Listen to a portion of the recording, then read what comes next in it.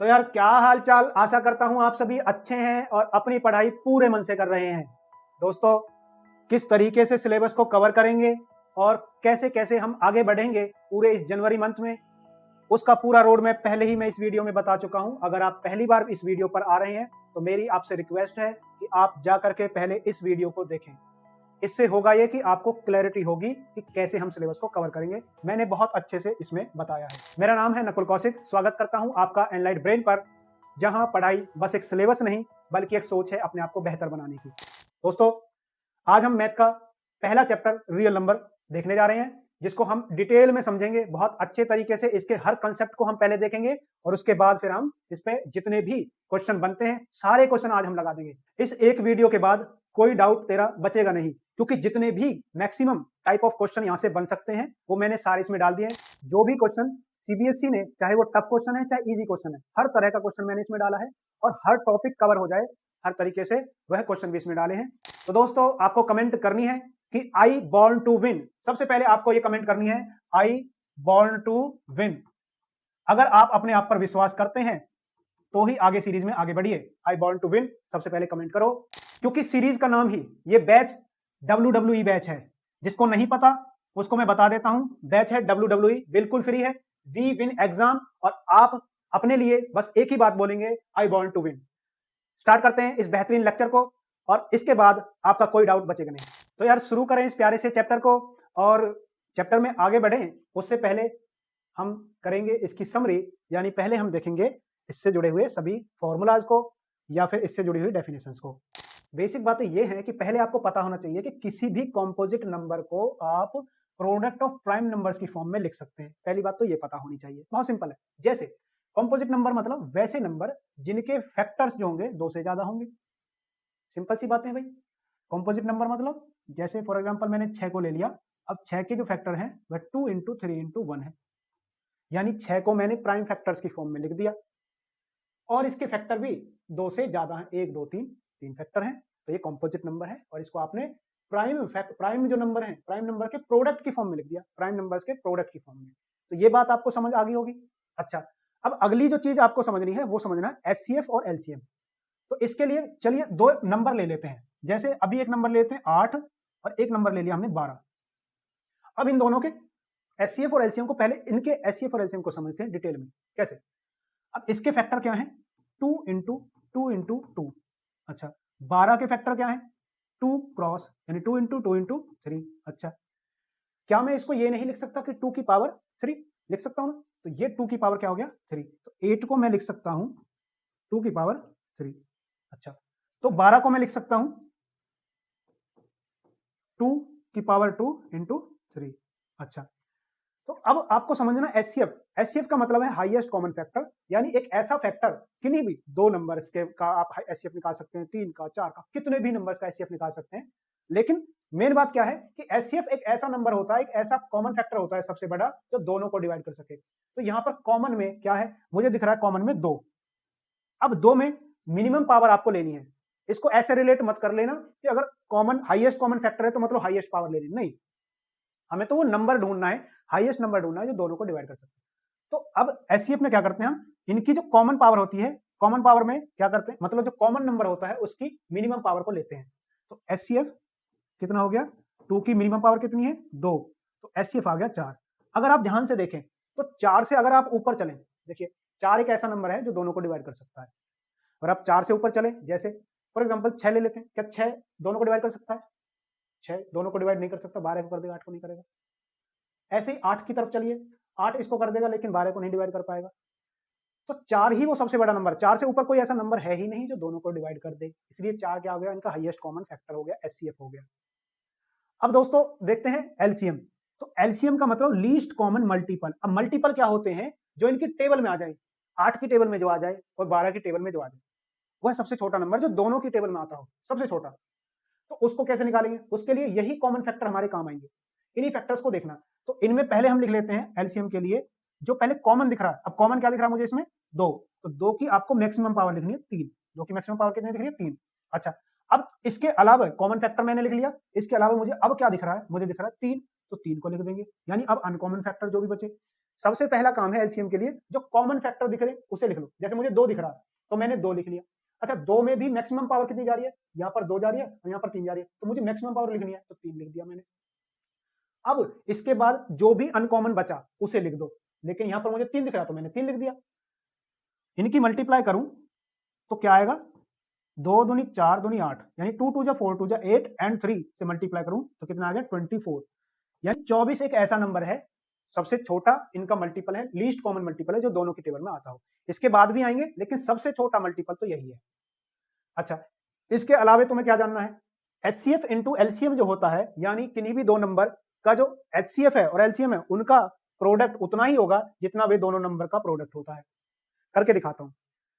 अभी ये जो दो नंबर है 8 और 12, इनका प्रोडक्ट कितना होगा, इनका प्रोडक्ट कितना होगा 8 इंटू 12, ये बिल्कुल उतना ही होगा। नंबर 1 अगर इसको मैं कह दूं n1 और इसको कह दूं n2 तो ये उतना ही होगा जितना एचसीएफ इंटू एलसीएम होगा, एचसीएफ इंटू एलसीएम। और ये कैसे आता है समझो, एलसीएम में मुझे कितना दिख रहा है 2 की पावर 3, अच्छा इंटू 3, और एचसीएफ कितना है 2 की पावर 2। तो इनके गुना करने पर अगर 8 के फैक्टर में लिखूं तो 2 की पावर 3 इंटू, ऐसे 12 के फैक्टर कितने हैं 2 की पावर 2 इंटू 3। आप देखोगे दोनों तरफ एक जैसे सीन बनने वाला है। ऐसे उधर एचसीएफ में एचसीएफ कितना है 2 की पावर 2 और एलसीएम में क्या था 2 की पावर 3 इंटू 3। अगर आप ध्यान से देखें तो यहां भी टोटल 2 की पावर कितनी बनी है, अभी टोटल 5 बनी है, और ऐसे ही 3 की पावर 1 बनी है। तो दोनों तरफ 2 की पावर 5 इंटू 3, 2 की पावर 5 इंटू 3, ऐसे ही यहां पर 2 की पावर 5 इंटू 3। तो क्या ये बात सही नहीं होगी कि किन्हीं भी दो नंबर्स में, कोई भी दो नंबर्स अगर हम ले, उनका नंबर्स का जो प्रोडक्ट होगा वो उतना ही होता है जितना उनके एचसीएफ और एलसीएम का प्रोडक्ट है। ये इस पर क्वेश्चन आते हैं, इसलिए मैंने ये बहुत आपको डिटेल में बताया है। इसके साथ साथ आपको जो जानना है वो जानना है रेशनल नंबर्स के बारे में, इर्रेशनल नंबर्स के बारे में। तो रेशनल नंबर्स कौन से हैं जिनको पी बाय क्यू की फॉर्म में लिखा जा सके, और इर्रेशनल नंबर जिनको पी बाय क्यू की फॉर्म में नहीं लिख सकते। और बताता हूं डिटेल में, समझो। रेशनल नंबर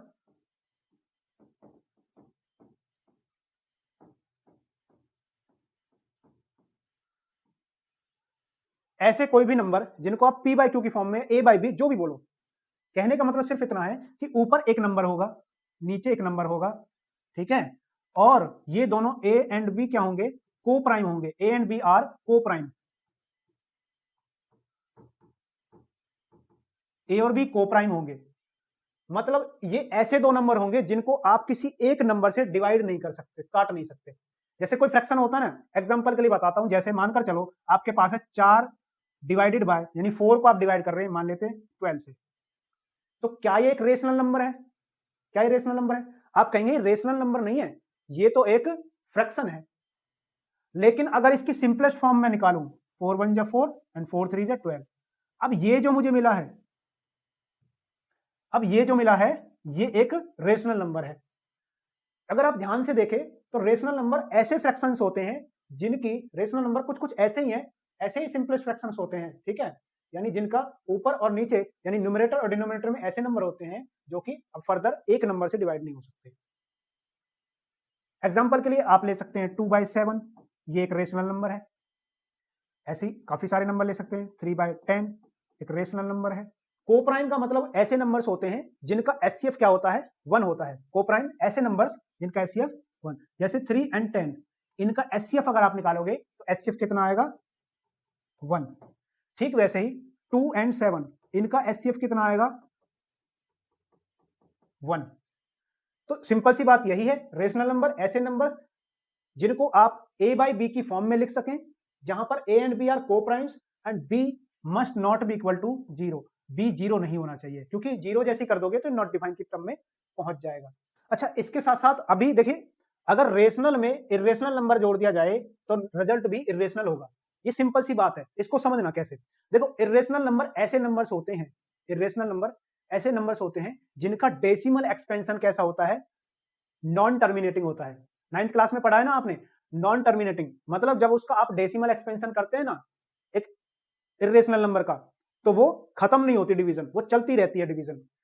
फॉर एग्जांपल अगर आप √2 ले लें, √2 की वैल्यू लंबी जाएगी। इसी तरीके से आप वैल्यू ले लेते हैं पाई की, ये जो वैल्यूज हैं ये कभी खत्म नहीं होती, इनका डिवीजन जो है पॉइंट के बाद भी चलता रहता है।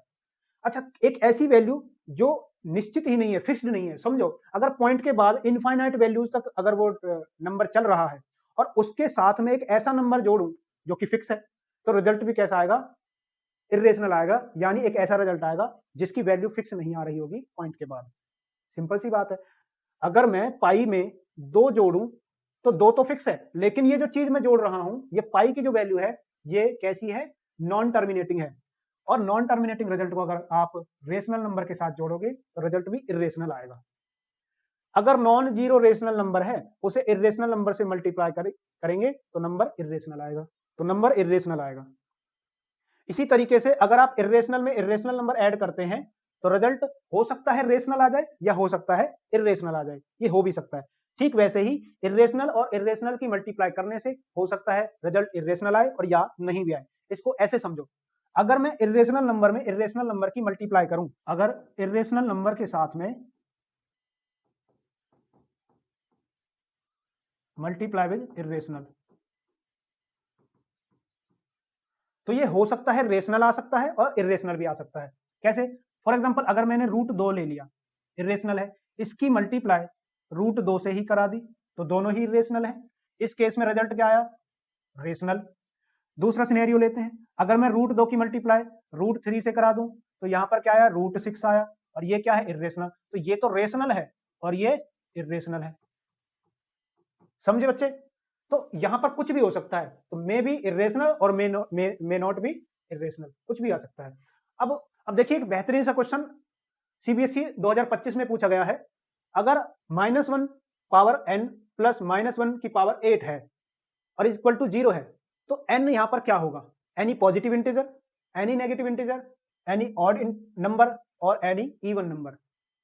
देखो यार इसको करना कैसे है, अगर इसने कहा है -1 की पावर n प्लस -1 की पावर 8, अच्छा इक्वल टू 0 है, हमसे n के बारे में पूछ रहा है कि n का नेचर कैसा होगा।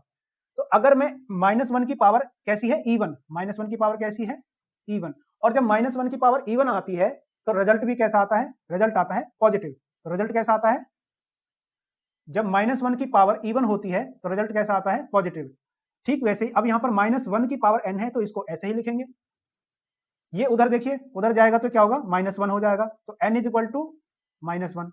अब आप एक थोड़ा सा हल्का सा कैलकुलेटिव माइंड अपना लगाओ कि अगर -1 की पावर n है और इक्वल टू -1 है तो n को क्या होना चाहिए, इवन पर तो पॉजिटिव आ जाता है। अगर -1 की पावर इवन है तब तो +1 आता है, प्लस आएगा, करके देख लो।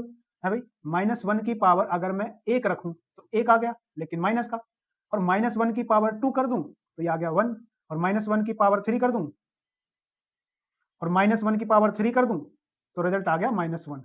यानी आपने पैटर्न में सिंपल सा आपको पता है कि जब जब पावर इवन रहेगी तब तब रिजल्ट पॉजिटिव रहेगा, और जब पावर ऑड हो जाएगी तब रिजल्ट माइनस में आएगा। तो अगर रिजल्ट माइनस में आ रहा, अगर पावर्स को इक्वेट करना है तो यहाँ कितनी पावर होनी चाहिए, माइनस में ही रिजल्ट लाना है, तो n को क्या होना चाहिए, n must be odd number, और वो भी कौन सा, पॉजिटिव। ठीक है, पॉजिटिव, ऑड पॉजिटिव इंटीजर। तो n को पॉजिटिव इंटीजर होना पड़ेगा, लेकिन वो भी कौन सा, ऑड वाला, तो ये वाला आंसर आ जाएगा। अगला क्वेश्चन देखिए, अगला क्वेश्चन है ठीक वैसे ही, -1 की पावर n है प्लस -1 की पावर 2n है और ये भी इक्वल टू 0 है। यहां पर भी हमें n का नेचर बताना है। अब n का नेचर बताना है तो सिंपली उसी तरीके से सॉल्व करेंगे, -1 की पावर n प्लस -1 की पावर 2n इक्वल टू 0 है। अच्छा, अगर ये उधर जाए -1, यहां समझो n की कुछ भी वैल्यू में रख दूं, अगर इसको ध्यान से देखो, अगर n की मैं कुछ भी वैल्यू रख दूं तो ये तो भाई इवन नंबर है, ये क्या है, इवन है। अगर इवन है तो फिर से देखो, क्या ये +1 नहीं आएगा, 2n है भाई, n की जगह आप 1 रखो, 2 रखो, कुछ भी रखो, जब n की जगह कुछ भी रख दोगे तब भी, क्योंकि 2 का मल्टीपल है तो ये इवन होगा, और इवन रखने पर पावर 1 की, -1 की पावर इवन हो तो रिजल्ट क्या आता है, 1 आता है, +1। अब फिर से वही सेम सीन, -1 की पावर n इक्वल क्या हो जाएगा, -1। अब सेम उसी तरह का सिनेरियो आ गया बिल्कुल पिछले क्वेश्चन के जैसा, n को क्या रखूं कि -1 आ जाए, -1 की पावर क्या रखूं कि -1 आ जाए, n must be positive odd integer, ठीक है, पॉजिटिव ऑड नंबर। तो n को क्या होना पड़ेगा, पॉजिटिव ऑड नंबर। यहां पर भी क्या आ जाएगा, एनी ऑड इंटीजर, ठीक है बच्चे। अगला क्वेश्चन देखिए, अगला क्वेश्चन है the ratio of HCF to LCM of the least composite number and the least prime number is. आपसे कह रहा है कि लीस्ट कॉम्पोजिट नंबर और लीस्ट प्राइम नंबर के HCF और LCM का रेशियो क्या होगा। तो लीस्ट कॉम्पोजिट नंबर क्या होता है, लीस्ट कॉम्पोजिट नंबर, और लीस्ट प्राइम नंबर क्या होता है, पहले आपको यह पता होना चाहिए। तो लीस्ट प्राइम नंबर कौन सा था, 2। सबसे छोटा प्राइम नंबर कौन सा है, 2। अच्छा, लीस्ट कॉम्पोजिट नंबर, अगर आप नंबर्स को ध्यान से देखें, 1 2 3 4 5 6 7 8 और 9, तो इनमें से सबसे छोटा कॉम्पोजिट नंबर कौन सा दिख रहा है, इनमें से क्या ये कोई कॉम्पोजिट नंबर है, नहीं, ये कॉम्पोजिट नंबर है, कॉम्पोजिट नंबर हम देख रहे हैं, क्या ये कोई कॉम्पोजिट नंबर है, नहीं, तो ये लीस्ट कॉम्पोजिट नंबर है, 4 सबसे छोटा कॉम्पोजिट नंबर है, ठीक है जी। अब इनका रेशियो निकालना है, तो सबसे छोटा लीस्ट कॉम्पोजिट नंबर है, सबसे छोटा प्राइम नंबर। तो पहले HCF बोला है, तो HCF अपॉन LCM। अब आप देखिए कि 2 और 4 का HCF अगर निकालूं, 2 और 4 का HCF निकालूं, तो 2 के फैक्टर हैं 2 × 1 और 4 के फैक्टर हैं 2 × 2 × 1, यानी HCF क्या आया यहां से, 2 की मैंने कॉमन फैक्टर जो होता है उसकी मिनिमम पावर। ऐसे ही LCM के लिए क्या करते हैं, जो कॉमन फैक्टर्स हैं, 2 दिख रहा मुझे कॉमन फैक्टर में, और वो कितनी बार दिख रहा मैक्सिमम, 2 बार, तो उसका ये आ गया 4। इसने कहा था HCF और LCM का रेशियो बताना, तो HCF को लिखेंगे ऊपर और LCM को लिखेंगे नीचे, तो रेशियो आ गया 1:2, रेशियो क्या आ गया, 1:2। इसी तरीके से अगला क्वेश्चन देखिए, अगला क्वेश्चन है which one of the following can not be the unit digit of 8n where n is a natural number. इनमें से कौन सा यूनिट डिजिट नहीं हो सकता अगर 8 की पावर n में हम n की जगह कोई नेचुरल नंबर लिखें, 8 की पावर n में अगर n की जगह कोई नेचुरल नंबर लिखें। एक बार खुद से सोचिए इस बारे में कि अगर 8 की पावर n है तो क्या मैं इसको ऐसे नहीं लिख सकता, 2 × 2 × 2 की पावर n, ऐसे लिख सकता हूं।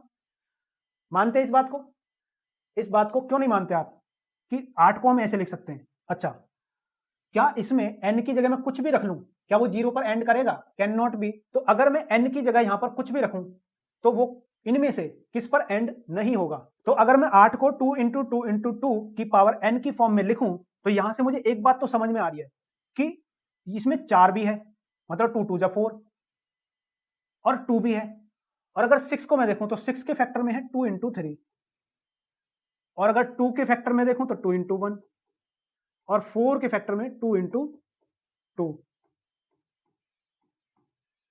यानी इनके किसी के भी बनने की पॉसिबिलिटी यहां बनी हुई है। अगर आपको और बारीकी से इसको देखना है तो ऐसे देखो, अगर 8 की पावर में 1 रखूं तो 8 आता है, 2 रखूं तो 8 × 8 यानी 64। यहां से एक चीज तो क्लियर हो रही है साथ के साथ कि जैसे जैसे पावर बढ़ रही है डिजिट बदल रही है, और अगर 8 की पावर 3 की जाए तो ये 512, ऐसे ही आगे चलें। तो यानी डिजिट में अगर आपने ध्यान से देखा हो तो 4 भी आया है, अगर मैं पावर 1 रखता हूं तो 8 आता है, 2 रखूं तो 4 भी आता है, 3 रखूं तो 2 भी आता है। इसी तरीके से अगर आप और आगे चलेंगे तो 8 दूनी 16, यूनिट डिजिट 6 भी आएगा। यानी ये सारे पॉसिबल हैं, 4, 2 और 6। बट क्या पॉसिबल नहीं है, 0, क्योंकि 0 आने के लिए इसके फैक्टर्स में 5 होना चाहिए, जो कि नहीं है। 0 आने के लिए क्या जरूरी है, 5 होना चाहिए फैक्टर्स में, जो कि इसमें नहीं है। तो ये अपना आंसर हो जाएगा। इसी तरीके से अगला क्वेश्चन देखिए, the greatest number which divides 70 and 125 leaving remainder 5 and 8 respectively.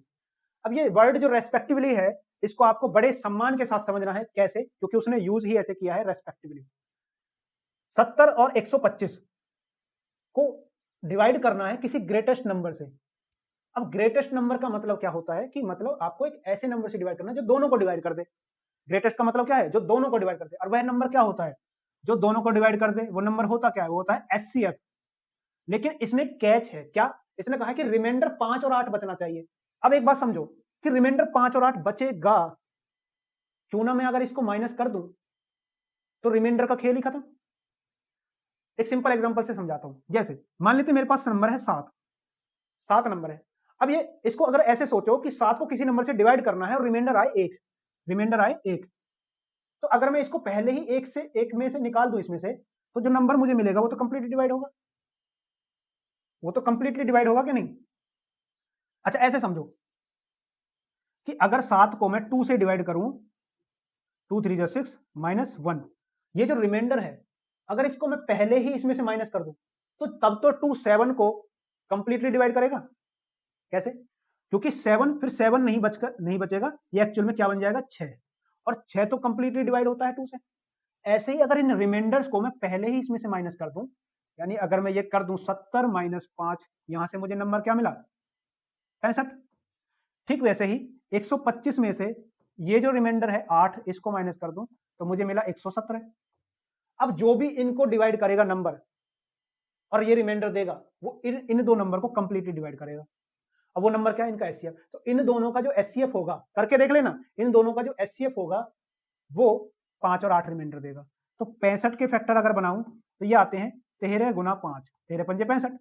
ऐसे ही 117 के जो फैक्टर आते हैं वो आते हैं 13 × 9, 13 9 जा 117। अच्छा अब इनमें एचसीएफ क्या है 13, एचसीएफ क्या है भाई 13।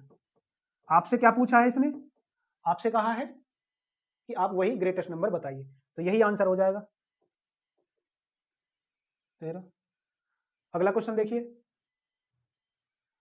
अगला क्वेश्चन है find the least number which when divide by 12 16 24 leaves remainder 7 in each case. अच्छा जी, यानी एक ऐसा सबसे छोटा कॉमन मल्टीपल आपको इनका ढूंढना है, क्योंकि उस नंबर को आप इन से डिवाइड करेंगे। जब हम ऐसा कोई ऐसा क्वेश्चन आए जिसमें कहे कि किस से डिवाइड करें, तो आपको क्या ढूंढना है एचसीएफ ढूंढना है। अगर ये कहे कि इन नंबर से किसको डिवाइड करें, ये जो नंबर दे रखे हैं इनसे किसको डिवाइड करें, जब अगर ऐसा पूछे तो इसका मतलब भाई इनसे किसको डिवाइड कर सकते हो, ये जो नंबर मैं कहता हूं 4 से मैं किसको डिवाइड कर सकता हूं, 4 से मैं 4 के मल्टीपल यानी 4 की टेबल में जो नंबर है उनको डिवाइड कर सकता हूं। ठीक वैसे ही 12 से किसको डिवाइड कर सकता हूं, 12 की टेबल में जो आते हैं, 16 से 16 की टेबल में जो आते हैं। लेकिन हमें तो वो वाला नंबर ढूंढना है जो इनकी सब की टेबल में आता हो और सबसे छोटा हो। तो इसका मतलब हमें क्या फाइंड आउट करना है इसमें, एलसीएम।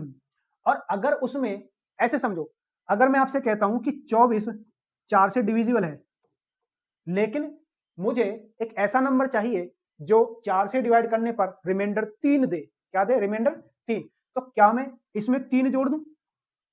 भाई देखो 24 तो 4 से पूरी तरह से डिविजिबल है, लेकिन रिमाइंडर को मैं खुद से ही जोड़ दूं तो जो नंबर मिलेगा 27 मिला मुझे, 27 को 4 से डिवाइड करो, रिमाइंडर 3 बचेगा, रिमाइंडर क्या बचा 3। तो ठीक वैसे ही इनके एलसीएम को निकालेंगे हम।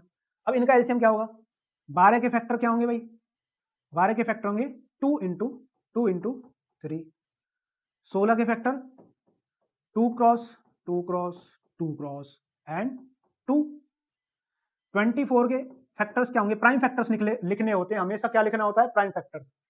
इसके फैक्टर क्या होंगे 2 × 2 × 2 × 3।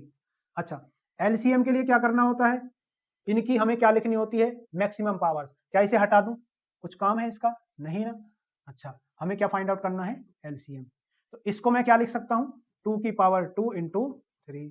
अच्छा इसको क्या लिख सकते हैं बेटे 2 की पावर 3 सॉरी इसको क्या लिख सकते हैं 2 की पावर 4 चलिए 1 लिख लेते हैं। अच्छा इसको क्या लिख सकते हैं 2 की पावर 3 × 3 × 1। तो इनका एलसीएम निकालने के लिए हम क्या करेंगे, एलसीएम के लिए हम पहले लिखेंगे जो कॉमन फैक्टर है उसकी मैक्सिमम पावर। एलसीएम में क्या लिखते हैं कॉमन फैक्टर की मैक्सिमम पावर, और जो अनकॉमन फैक्टर दिख रहे हैं उसे लिख देंगे। अभी जैसे मुझे क्या दिख रहा है 3 दिख रहा है, तो मैंने 3 लिख दिया और एक 1 दिख रहा है। तो एलसीएम क्या हो गया, ये हो गया 16 एंड 3 जा 48, 16 3 जा 48। अब एलसीएम 48 है, इसका मतलब 48 तो इनसे कंप्लीटली डिवाइड हो जाएगा, 48 तो इनसे कंप्लीटली डिवाइड होगा, लेकिन अगर रिमाइंडर 7 चाहिए तो क्यों ना 48 में ही 7 जोड़ दिया जाए। है भाई, 7 जोड़ दूं 48 में, तो यहां से मुझे जो मिलेगा वो क्या है 55।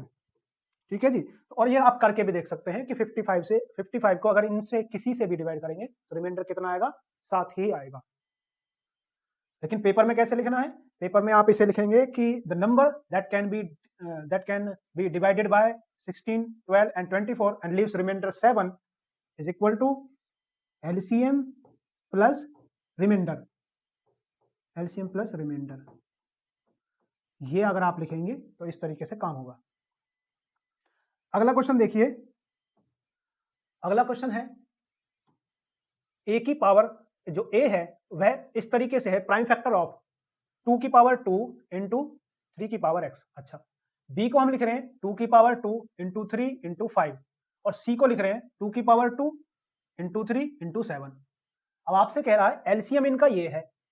आप बताइए, अगर एलसीएम ये है तो x की वैल्यू आपसे पूछ रहा है, फाइंड x, x की वैल्यू क्या है। ठीक है जी, क्वेश्चन समझो। ए को लिखा है प्राइम फैक्टर्स ऑफ 2 की पावर 2 इंटू 3 की पावर x, बी इक्वल 2 की पावर 2 इंटू 3 की पावर 3 इंटू 5, और सी को लिखा है 2 की पावर 2 इंटू 3 इंटू 7। अच्छा, अब आपको पहले से ही फैक्टर दे रखे हैं। अगर मैं इनके एलसीएम की बात करूं तो एलसीएम लिखने का क्या तरीका है, सिंपल।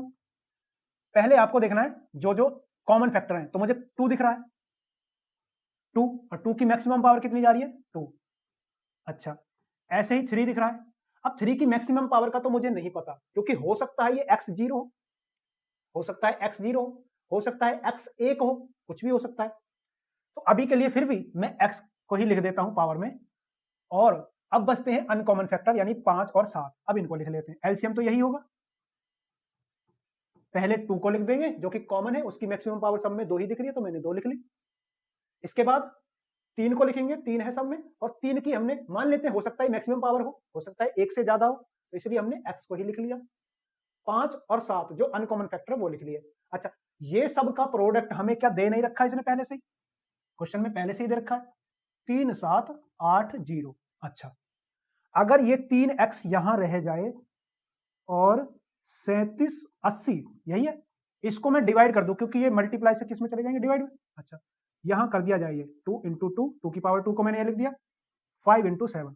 अच्छा, इसको डिवाइड कर लो बेटे, कैसे, 5 और 2 की मल्टीप्लाई से क्या बन गया 10, ये जीरो कट गई, 5 और 2 की मल्टीप्लाई से 10 बना, ये जीरो काट दी मैंने। अच्छा, अब है 378, 2 से इसको काट दूं, 378 को 2 से एक बार इस तरीके से काट देंगे, 8 और 9, 7 से इसको डिवाइड कर देना, 7 से इसको जब चलिए अगले स्टेप में कर देंगे। अभी आपके पास क्या है 189 डिवाइड बाय 7, इसको जब डिवाइड करोगे 7 2 जा और 7 7 जा, ठीक है भाई, 27 आ गया, 27 आ गया। अब 3 की power x is equal to 27, और 27 को मैं क्या लिख सकता हूँ 3 की पावर 3, और ये 3 की पावर x। अगर पावर्स को इक्वेट करोगे तो x की वैल्यू कितनी आ गई 3, यही आंसर है। तो x की वैल्यू कितनी आ गई 3, बहुत सिंपल है। इसी तरीके से अगला क्वेश्चन है, देखिए अगला क्वेश्चन है एचसीएफ दिया है हमें दो नंबर्स का 40, इन दो नंबर्स का एचसीएफ दिया है हमें 40। अच्छा, और एलसीएम दिया है 252 इंटू के। बिल्कुल स्टार्टिंग में ही मैंने आपको बताया था कैसे कि किन्हीं भी दो नंबर्स का जो प्रोडक्ट होता है, किन्हीं भी दो नंबर्स का जो प्रोडक्ट होता है वह इक्वल होता है एचसीएफ इंटू एलसीएम। अच्छा, क्या मुझे दो नंबर दे रखे हैं, बिल्कुल दे रखे हैं जी, ये रहे दोनों नंबर। पहला नंबर क्या है 25 20, अगला नंबर है 66 0 0। अच्छा, इनका जब मैं मल्टीप्लाई करूंगा यानी प्रोडक्ट में निकालूंगा वह इनके एलसीएम गुना एचसीएफ के बराबर आएगा। अगर मैं इसे नंबर 1 कह दूं और इसे नंबर 2 कह दूं तो ये किसके बराबर आएगा, एचसीएफ और एलसीएम के गुना के बराबर, प्रोडक्ट के बराबर। तो ये मैंने लिख दिया 252 इंटू के। अगर आप इनको इधर ले आएंगे तो ये डिवीजन में जाएंगे, है भाई। अगर आप इनको इधर लेकर आएंगे तो क्या करेंगे, इनको डिवाइड करेंगे।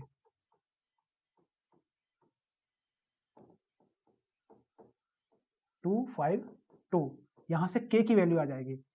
पहले मैं क्या करता हूं, ये 0 कैंसिल कर दे, ये यहां से 252 कैंसिल। अच्छा 4 बचा, 4 से इसको काट दे, 4 से इसको काट देते हैं, 4 से 4 से 1 टाइम एंड 4 से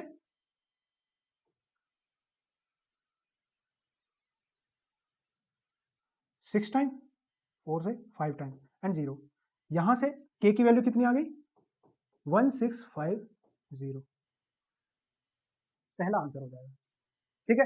अच्छा अगला क्वेश्चन देखते हैं इसी तरीके से। असर्जन है for any to prime numbers p and q, दो नंबर्स हैं प्राइम नंबर्स p और q जिनका एचसीएफ दे रखा है 1। प्राइम नंबर्स क्या है, p और q, और इनका एचसीएफ दे रखा है 1 और एलसीएम दे रखा p प्लस q।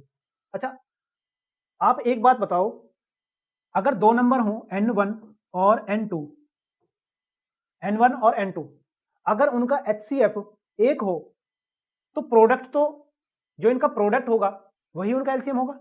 एक छोटा एग्जांपल लेते हैं, जैसे दोनों प्राइम नंबर ले लेते हैं, एक नंबर ले लिया मैंने 2 प्राइम नंबर, एक नंबर ले लिया 3।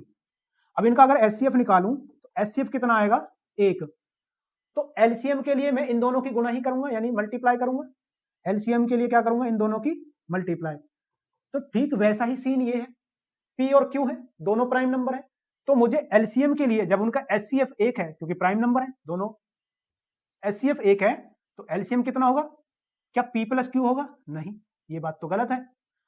एलसीएम कितना होगा, p इंटू क्यू होगा। तो पहली बात असर्जन ही गलत है। दूसरी बात, for any two natural numbers HCF into LCM is equal to product of numbers, ये बात तो हम पहले से ही कहते आ रहे हैं कि दो नंबर्स का जो प्रोडक्ट है वह उसके एचसीएफ और एलसीएम के प्रोडक्ट के बराबर है। तो रीजन तो सही है बट असर्जन क्या हो गई, गलत हो गई। Assertion is false but reason is true. ठीक है। अगला क्वेश्चन देखिए बेटे। अगला क्वेश्चन है, if p and q are natural numbers and p and q are natural numbers and p is the multiple of q।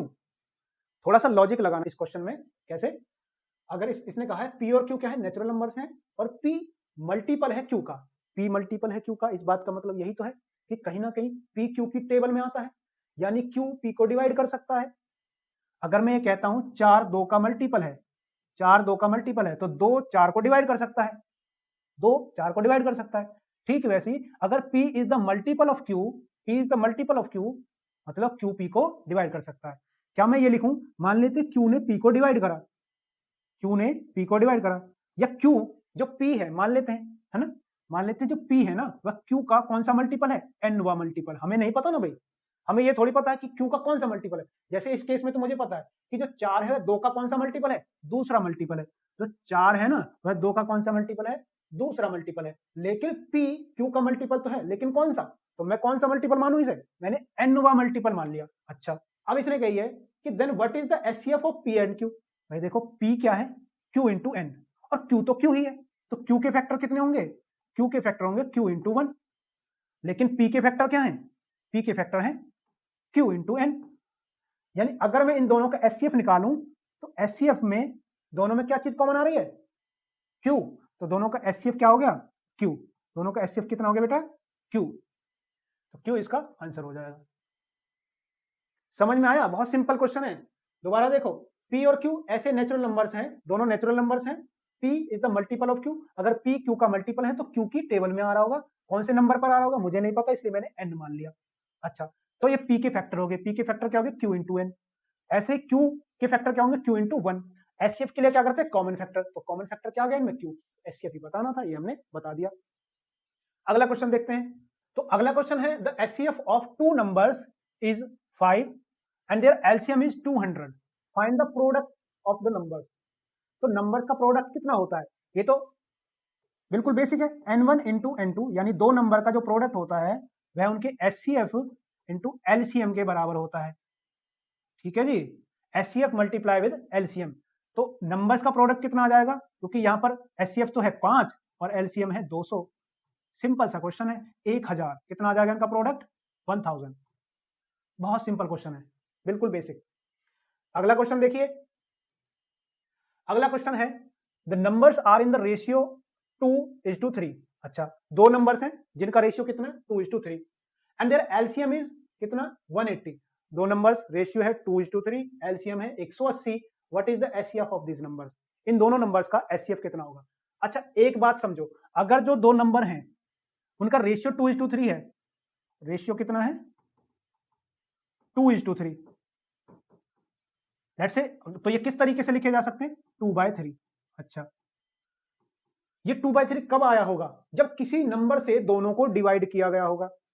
आसान भाषा में समझाता हूं, जैसे अगर मेरे पास है 4/12, अगर 4/12 में मैं कॉमन देखूं कुछ क्या है 4, दोनों में कॉमन क्या है 4, यानी 4 से मैं दोनों को डिवाइड कर सकता हूं। अच्छा, यहां से 4 से डिवाइड किया, यहां से भी 4 से एक बार, 4 से 3 बार, ये है रेशियो। नंबर तो ये थे, नंबर क्या थे 4 और 12, और उनका रेशियो क्या आया? रेशियो 1/3, यानी 1:3। अच्छा, अगर मैं ध्यान से देखूं तो इनका एचसीएफ भी क्या है 4 और 12 का एचसीएफ क्या है? एचसीएफ ऑफ 4 और 12 कितना है भाई 4। आप कहेंगे 4 ही तो है, एचसीएफ 4 और 12 का एचसीएफ 4 ही तो है, जिससे दोनों डिवाइड हो जाए, जिससे दोनों डिवाइड हो जाए वह नंबर। अच्छा, अगर मैं उसकी फिर से मल्टीप्लाई कर दूं, अभी मुझे नहीं पता भाई कितने से डिवाइड करके ये आया है, मुझे तो नहीं पता कि ये 2:3 कैसे आया, किस नंबर से डिवाइड किया गया होगा ओरिजिनल नंबर्स को। तो मैंने तो मान लिया कि वो x से डिवाइड किया होगा, x से। तो ओरिजिनल नंबर कितने हो गए बेटा 2x and 3x। Original number क्या हो गए 2x एंड 3x। तो नंबर्स n1 और n2 कितने हो गए 2x एंड 3x। अच्छा, अब इनमें कॉमन क्या है? एचसीएफ क्या आ जाएगा इनका? एचसीएफ क्या आ जाएगा? अगर इसके फैक्टर की बात करूं तो कितना है 2 इंटू एक्स, इसके फैक्टर की बात करूं तो कितना है 3 इंटू एक्स। दोनों में फैक्टर में कॉमन क्या है x, यानी दोनों का एचसीएफ कितना आ गया x। चलिए, x की इतनी वैल्यू हो रही है यहाँ पर, बताइए। अब हमें एचसीएफ ही बताना है, लेकिन इन दोनों की गुणा करूं किसकी? एलसीएम। अच्छा, एलसीएम कितना है? एलसीएम कितना है देखो, एलसीएम दे रखा है 180, तो इनका एलसीएम कितना है 180। और मैं वैसे एलसीएम अगर निकालूं अभी फिलहाल, तो एलसीएम कितना आएगा देखो बेटे, एलसीएम आएगा, पहले तो हम लिखते हैं जो कॉमन फैक्टर है, कॉमन फैक्टर क्या है x। अब लिखते हैं हम अनकॉमन, अनकॉमन कितना है 2 और 3, तो उनको लिख लेते हैं 2 इंटू 3। तो यहां से जो एलसीएम आ रहा है वो तो आ रहा है x इंटू 2 इंटू 3। तो क्या मैं इनको बराबर कर दूं? क्या ये 6x आ गया? क्या ये 6x आ गया? आप कहेंगे यस सर, बिल्कुल आ गया, तो 6x आ गया। इसको लिख देते इक्वल 180। अब x की वैल्यू कितनी आ जाएगी बेटे यहाँ से 180 डिवाइडेड बाय 6, और इसको अगर आप डिवाइड करते हैं तो आपको एक प्यारा सा नंबर मिलता है जिसको आप कहते हैं ये तो 30 है। क्या कहते हैं आप इसको? 30। और यही आपका आंसर है, यानी आपका नहीं, ये क्वेश्चन का आंसर है। इनका एचसीएफ कितना हो जाएगा 30। आपका तो कोई जवाब ही नहीं है, आंसर की तो बात ही छोड़िए, आप वह उत्तीर्ण है। क्या है आप? वह उत्तीर्ण, वह से उतर चुके हैं आप, किसी का वह नहीं। If the HCF of 65 and 117, इसको कहते हैं 117, हिंदी में जिसको नहीं पता इसको कहते हैं 117। 117 is expressible in the form of 65n minus 117, then find the value of n, then find the value of n। my dear समझिए, दो नंबर हैं, अगर उनके एचसीएफ को ऐसे लिख सकते हैं, लेकिन पहले क्या मैं एचसीएफ निकाल लूं? निकाल लें, उसके बाद इसके बराबर रख देंगे, क्योंकि यही तो कह रहा है, यही तो एचसीएफ है, एक्सप्रेस कर सकते हैं in the form of this, है ना। चलिए, अच्छा, तो 65 को हम क्या लिख सकते हैं? आप कहेंगे ये तो युगांडा की महारानी भी जानती है, कैसी बात करते हैं सर आप, ये तो 13 इंटू 5 होता है। अच्छा, मान ली मैंने आपकी बात। अच्छा, 117 को क्या लिख सकते हैं? आप फिर से झट से बोलेंगे ये तो बराक ओबामा ने हमें बताया था 13 इंटू 9 इंटू 1। हाँ, मजा ही आ गया बेटे। तो इसका मतलब अगर मैं एचसीएफ यहां से निकालूं तो एचसीएफ क्या है बेटे? एचसीएफ है 13 कॉमन फैक्टर 13। वाह, लिख दिया मैंने 13। लेकिन क्वेश्चन में कहा था कि आपका 13 भले ही हो, लेकिन बेटे उसको एक्सप्रेस कर सकते हैं ऐसे, ऐसे एक्सप्रेस कर सकते हैं, समझे आप? 13 को हम लिख सकते हैं, यानी एचसीएफ को हम ऐसे लिख सकते हैं 65n माइनस 117। क्या लिख सकते हैं? 117। चलिए, लिख दिया बेटे। यहां से क्या कॉमन आएगा, आप क्या बताएंगे? कॉमन निकालूं या माइनस को इधर प्लस में भेज दे? आप कहते हैं ना प्लस में भेज दो, आसान है। 13 प्लस 117 इक्वल 65। कितना है ये? 65। अच्छा, ये हो गया 130, और 65 को अगर नीचे लेकर आएंगे आप तो बेहतरीन आपको रिजल्ट मिलने वाले हैं। आप कहेंगे वाओ, ये तो 2 आ गया। कितना आ गया? ये तो 2 आ गया। यही आंसर है बेटे, यही तो आंसर है। n की वैल्यू कितनी आ गई? 2। बहुत सिंपल है, वेरी वेरी इजी क्वेश्चन। अगला क्वेश्चन ये मारा मैंने आपके मुंह पर, यानी सॉरी आपकी कंप्यूटर स्क्रीन पर। क्वेश्चन कुछ इस तरीके से है कि 0.4 इज ए और an natural number, integer, rational number या इरेशनल नंबर। थोड़ा सा दिमाग लगाएंगे, कैसे हमें बताना है कि ये नेचुरल नंबर है, इंटीजर है, रेशनल है या इरेशनल है, क्या है देखते हैं। अच्छा 0.4 ठीक है जी। अब 0.4 को अगर मैं पॉइंट हटा दूं, तो क्या मैं 4/10 नहीं लिख सकता? आप कहेंगे बिल्कुल आप लिख सकते हैं सर, आप लिख सकते हैं, आपके हाथ में पेन है तो मैं लिख दूंगा। अच्छा ऊपर क्या है 2 और नीचे क्या है √10 समझे आप। अच्छा अगर किसी रेशनल नंबर को किसी इरेशनल नंबर से डिवाइड करे तो माय डियर रिजल्ट पता क्या आता है? रिजल्ट एकदम से खुद से आता है और कहता है कि मैं इरेशनल है। क्या कहता है रिजल्ट? रिजल्ट कहता है मैं इरेशनल है। तो रिजल्ट क्या आएगा? Irrational number. अगला क्वेश्चन देखते हैं माय डियर। अगला क्वेश्चन कुछ इस प्रकार है Which of the following is a rational number between √3 and √5? इनमें से कौन सा रेशनल नंबर √3 और √5 के बीच में है? देखिए √3 की वैल्यू जितना मुझे याद है, अगर आपको याद है तो ठीक है, नहीं तो आप निकाल सकते हैं इस तरीके से, डिवीजन मेथड से आप निकाल सकते हैं, जिसके लिए पॉइंट लगाएंगे और 2 जीरो इधर चिपका देंगे, कर लेंगे ठीक है। तो यहाँ नियरेस्ट 2 का मल्टीपल इसका वो देखते हैं, क्या देखते हैं भाई? हाँ कुछ तो देखते हैं ना, कुछ तो देखते हैं। बे हट जा, हटता क्यों नहीं बे? देखिए इसके लिए क्या करते हैं हम, इसका नियरेस्ट स्क्वायर नंबर देखते हैं, तो वो है 1, ये लिख दिया हमने 1। अच्छा जी माइनस करते हैं 2 और ये 2 जीरो यहां ले आएंगे शुद्ध रूप से। अच्छा अब इसका दोगुना करेंगे 1 का, पॉइंट लगाएंगे और इसके पीछे वही लिख देंगे जिससे मल्टीप्लाई करेंगे, वही लिख देंगे जिससे मल्टीप्लाई करेंगे। तो अगर मैं इसकी 7 दूनी 14 7 से मल्टीप्लाई करूं, क्योंकि 8 दूनी 16 7 9 4 और ये हो जाएगा 189। अच्छा जी चलिए तो यहां भी 7 लिख देते हैं। इस तरीके से ये प्रोसीजर चलता है, आप जानते हो तो ठीक है, नहीं तो आप सीख कर आइए। अच्छा इस तरीके से तो एग्जैक्ट जो √3 की वैल्यू है वो तो हमें नहीं पता, क्योंकि ये इरेशनल नंबर है और बहुत लंबी वैल्यू जाती है इनफाइनाइट तक, लेकिन कुछ मोटे तौर पर अगर मैं वैल्यू बताऊं तो 1.73 समथिंग होती है, ठीक है। अच्छा ऐसे ही अगर मैं √5 की वैल्यू की बात करूं तो √5 की जो वैल्यू है वह कितनी है? वह 2 पॉइंट समथिंग है। अब देख लेते हैं करके, √5 पॉइंट लगाएंगे, जीरो लिखेंगे इस तरीके से। 5 के नियरेस्ट कौन सा स्क्वायर नंबर आता है? तो वह 2 है, 2 2 4।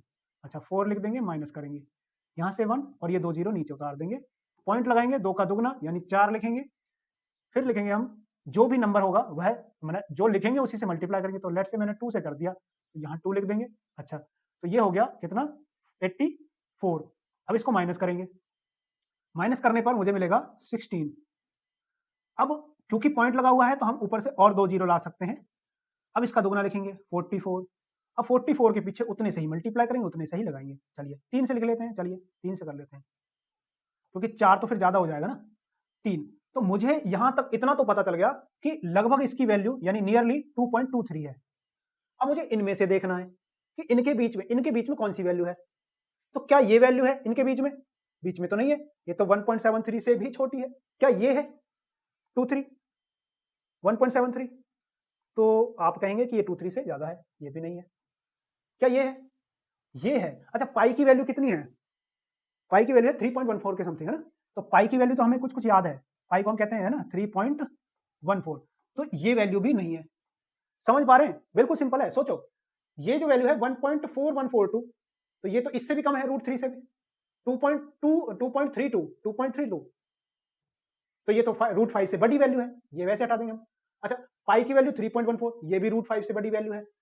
अब डी जो ऑप्शन है वो है 1.857142, तो ये इनके बीच में है, ये इनके बीच में, तो आंसर क्या हो जाएगा? डी ऑप्शन आंसर हो जाएगा। अगला क्वेश्चन देखते हैं। अगला क्वेश्चन आपकी कंप्यूटर स्क्रीन पर, कंप्यूटर मोबाइल भी आपका कंप्यूटर है। अच्छा रिपीट हो गया क्या क्वेश्चन? रिपीट हो गया क्या माय डियर? इतनी बड़ी बात तो नहीं थी।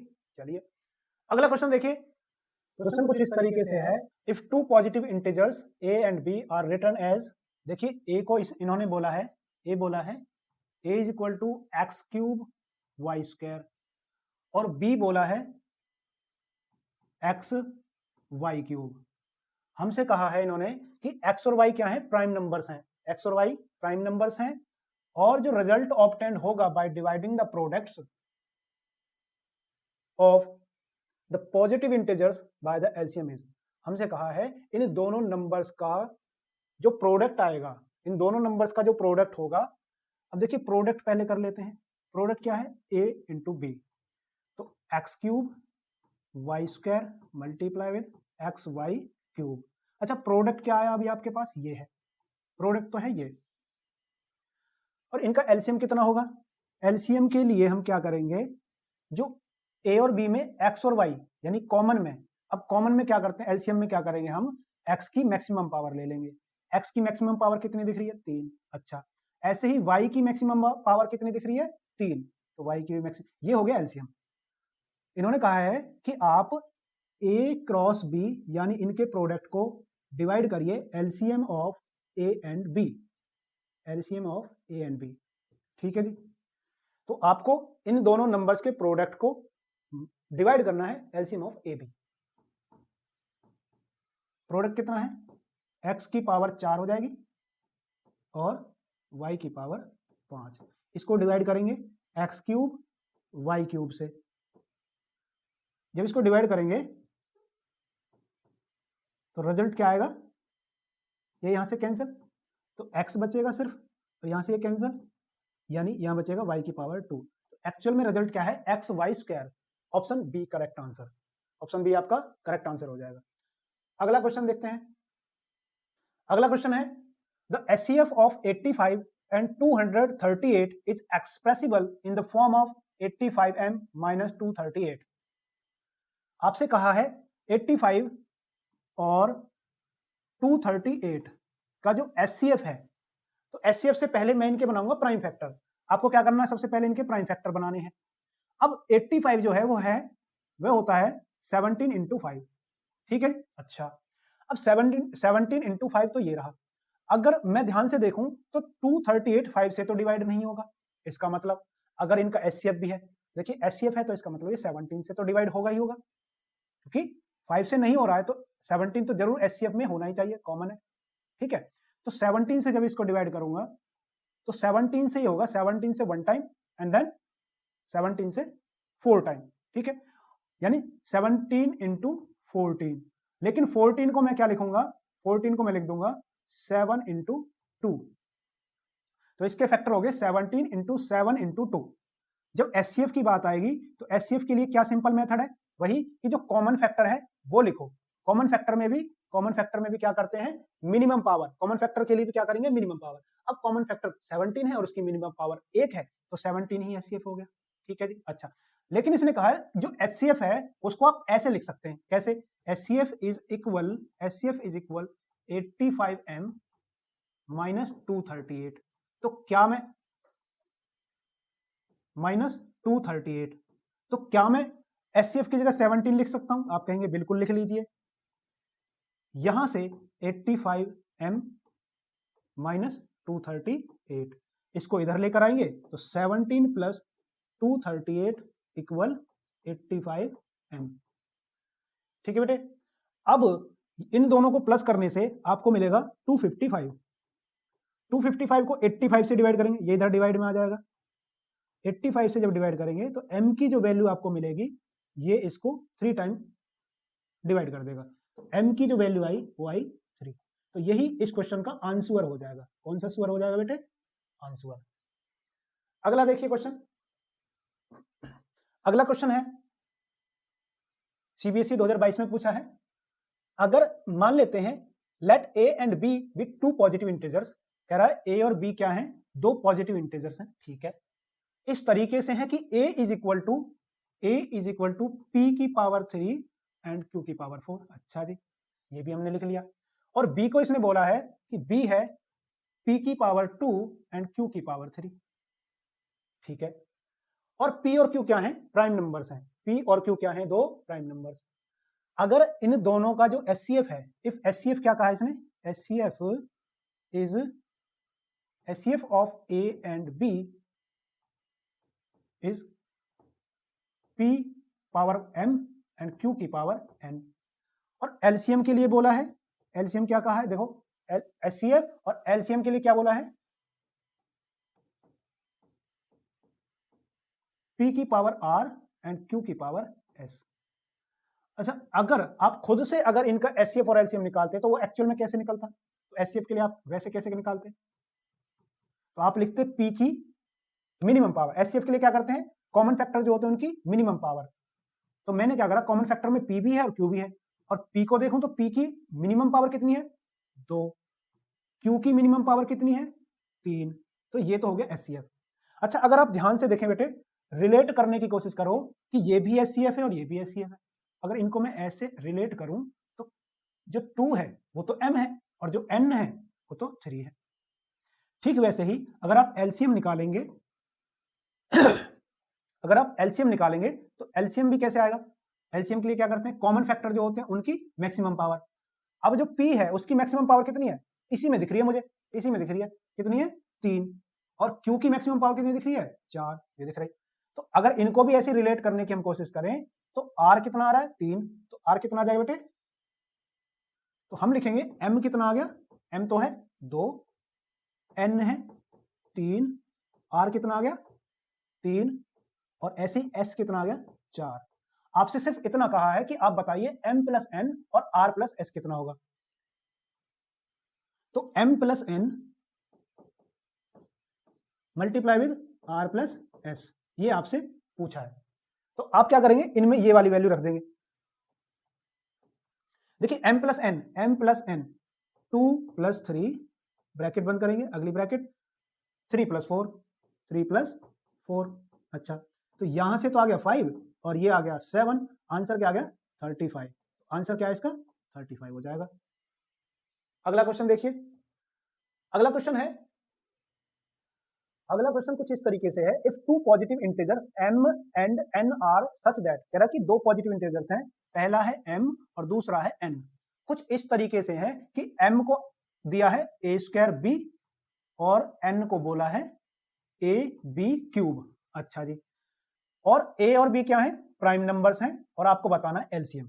अच्छा, तो एलसीएम के लिए क्या करते हैं हम, मैक्सिमम पावर लेते हैं कॉमन फैक्टर्स की। तो अभी कॉमन फैक्टर एक तो a है, अब a की मैक्सिमम पावर कितनी है, 2, ऐसे ही b की मैक्सिमम पावर कितनी दिख रही है, 3। तो आंसर क्या हो जाएगा बेटे, a स्क्वायर b क्यूब, ये वाला ऑप्शन बी आंसर हो जाएगा, ऑप्शन बी इसका आंसर। अगला क्वेश्चन देखिए, अगला क्वेश्चन है 3 bells ring at intervals of 6, 12 and 18 minutes. 3 bells हैं, 3 घंटियां हैं जो कि 6, 12 और 18 मिनट के इंटरवल पर बजती हैं। यानी पहली बेल अगर मान लीजिए अभी बजी है तो अगली बार कब बजेगी, 6 मिनट बाद, फिर अगली बार फिर 6 मिनट बाद। ऐसे ही दूसरी जो घंटी है वह एक बार बजने के बाद अगली बार जब बजेगी 12 मिनट बाद बजेगी, फिर अगली बार फिर 12 मिनट। तो अपना अपना तीनों घंटियों का टाइम है कि ये अलग अलग इंटरवल पे बजती हैं।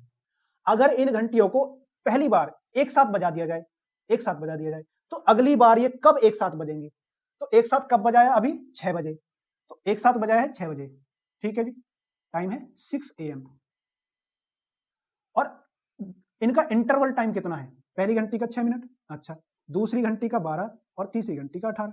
जब इस तरह का क्वेश्चन आता है तो आपको क्या करना होता है कि आपको वो सबसे छोटा नंबर ढूंढना होता है जो इन तीनों की टेबल में आता हो, यानी आपको लीस्ट कॉमन मल्टीपल ढूंढना है जो इन तीनों से डिवाइड हो जाए। तो इनका एलसीएम निकालने के लिए, है ना, तो इनका एलसीएम फाइंड करेंगे तो फैक्टर क्या होंगे इसके, 2 इंटू 3, इसके फैक्टर होंगे 2 इंटू 2 इंटू 3। अच्छा, 18 के फैक्टर क्या होंगे जी, 2 इंटू 3 इंटू 3। इसको अगर सही से लिखा जाए, पावर्स की फॉर्म में लिखें तो कैसे लिखेंगे, ये तो 2 इंटू 3 ही रहेगा, यानी 2 पावर 1 एंड 3 पावर 1। अच्छा, ये कितना हो जाएगा, 2 की पावर 2 एंड 3 की पावर 1। इसको हम लिखेंगे 2 की पावर 1 और 3 की पावर 2। अच्छा, अगर आपको एलसीएम निकालना है, वो टाइम निकालना है कि कितने टाइम बाद ये फिर से एक साथ बजेंगी, तो वो टाइम होगा एलसीएम, इनका एलसीएम। एलसीएम ब्रैकेट में लिखेंगे 6, 12 एंड 18, यानी हम एलसीएम निकाल रहे हैं 6, 12 और 18 का। तो कैसे आएगा, फिर से वही तरीका, कॉमन फैक्टर क्या है भाई, 2 और 3, तो 2 की मैक्सिमम पावर लिखेंगे, 2 की मैक्सिमम पावर कितनी गई, 2। अच्छा, 3 की मैक्सिमम पावर लिखेंगे, 3 की मैक्सिमम पावर कितनी गई बच्चा, 2, तो ये 4 है और ये 9 है। यानी अब से ये 36 मिनट बाद ये एक साथ फिर से बजेंगी।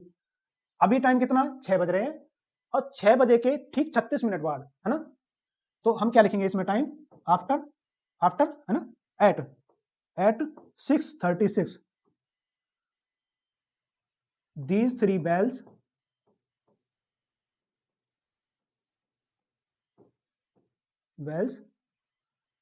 will ring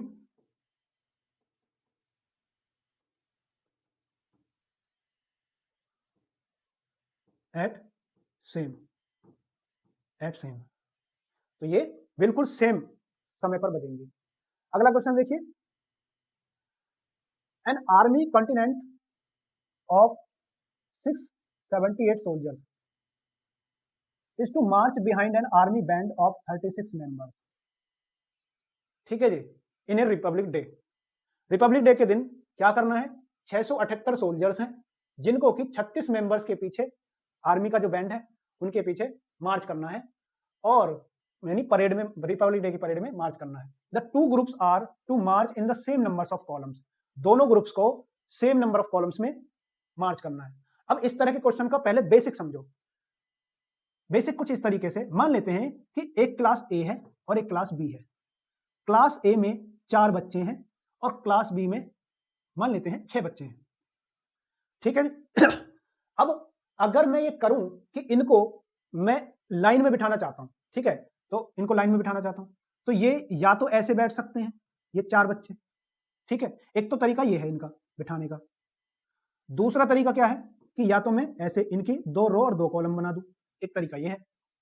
ऐसे ही इनका भी क्या तरीका, इसके क्या तरीके हैं, देखो, या तो 6 बच्चे पूरी तरीके से ऐसे बिठा दिए जाएं, ठीक है, या फिर एक तरीका क्या है इसका कि 3 ऐसे और ऐसे, तो या तो इस तरीके से बिठा दिया जाए।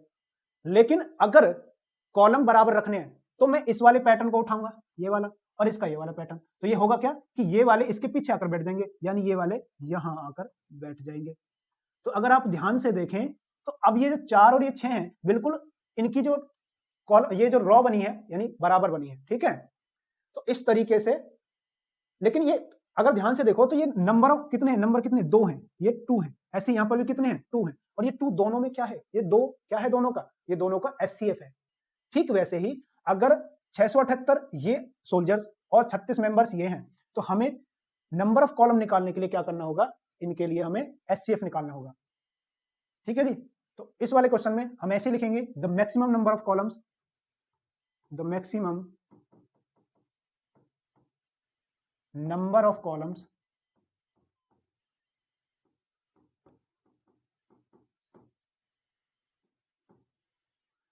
they can march तो वो क्या होगा, is equal to HCF of 678 and 36। तो आपको इन दोनों का क्या निकाल देना है, HCF निकाल देना है।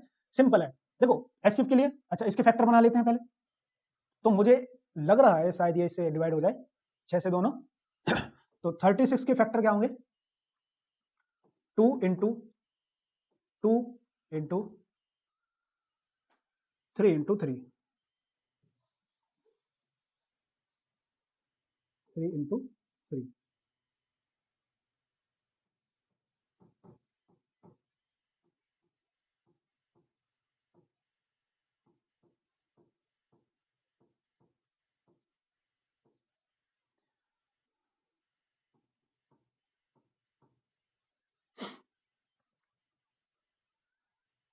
ऐसे ही 678 फैक्टर इसके होंगे, निकाल लेंगे हम अलग से।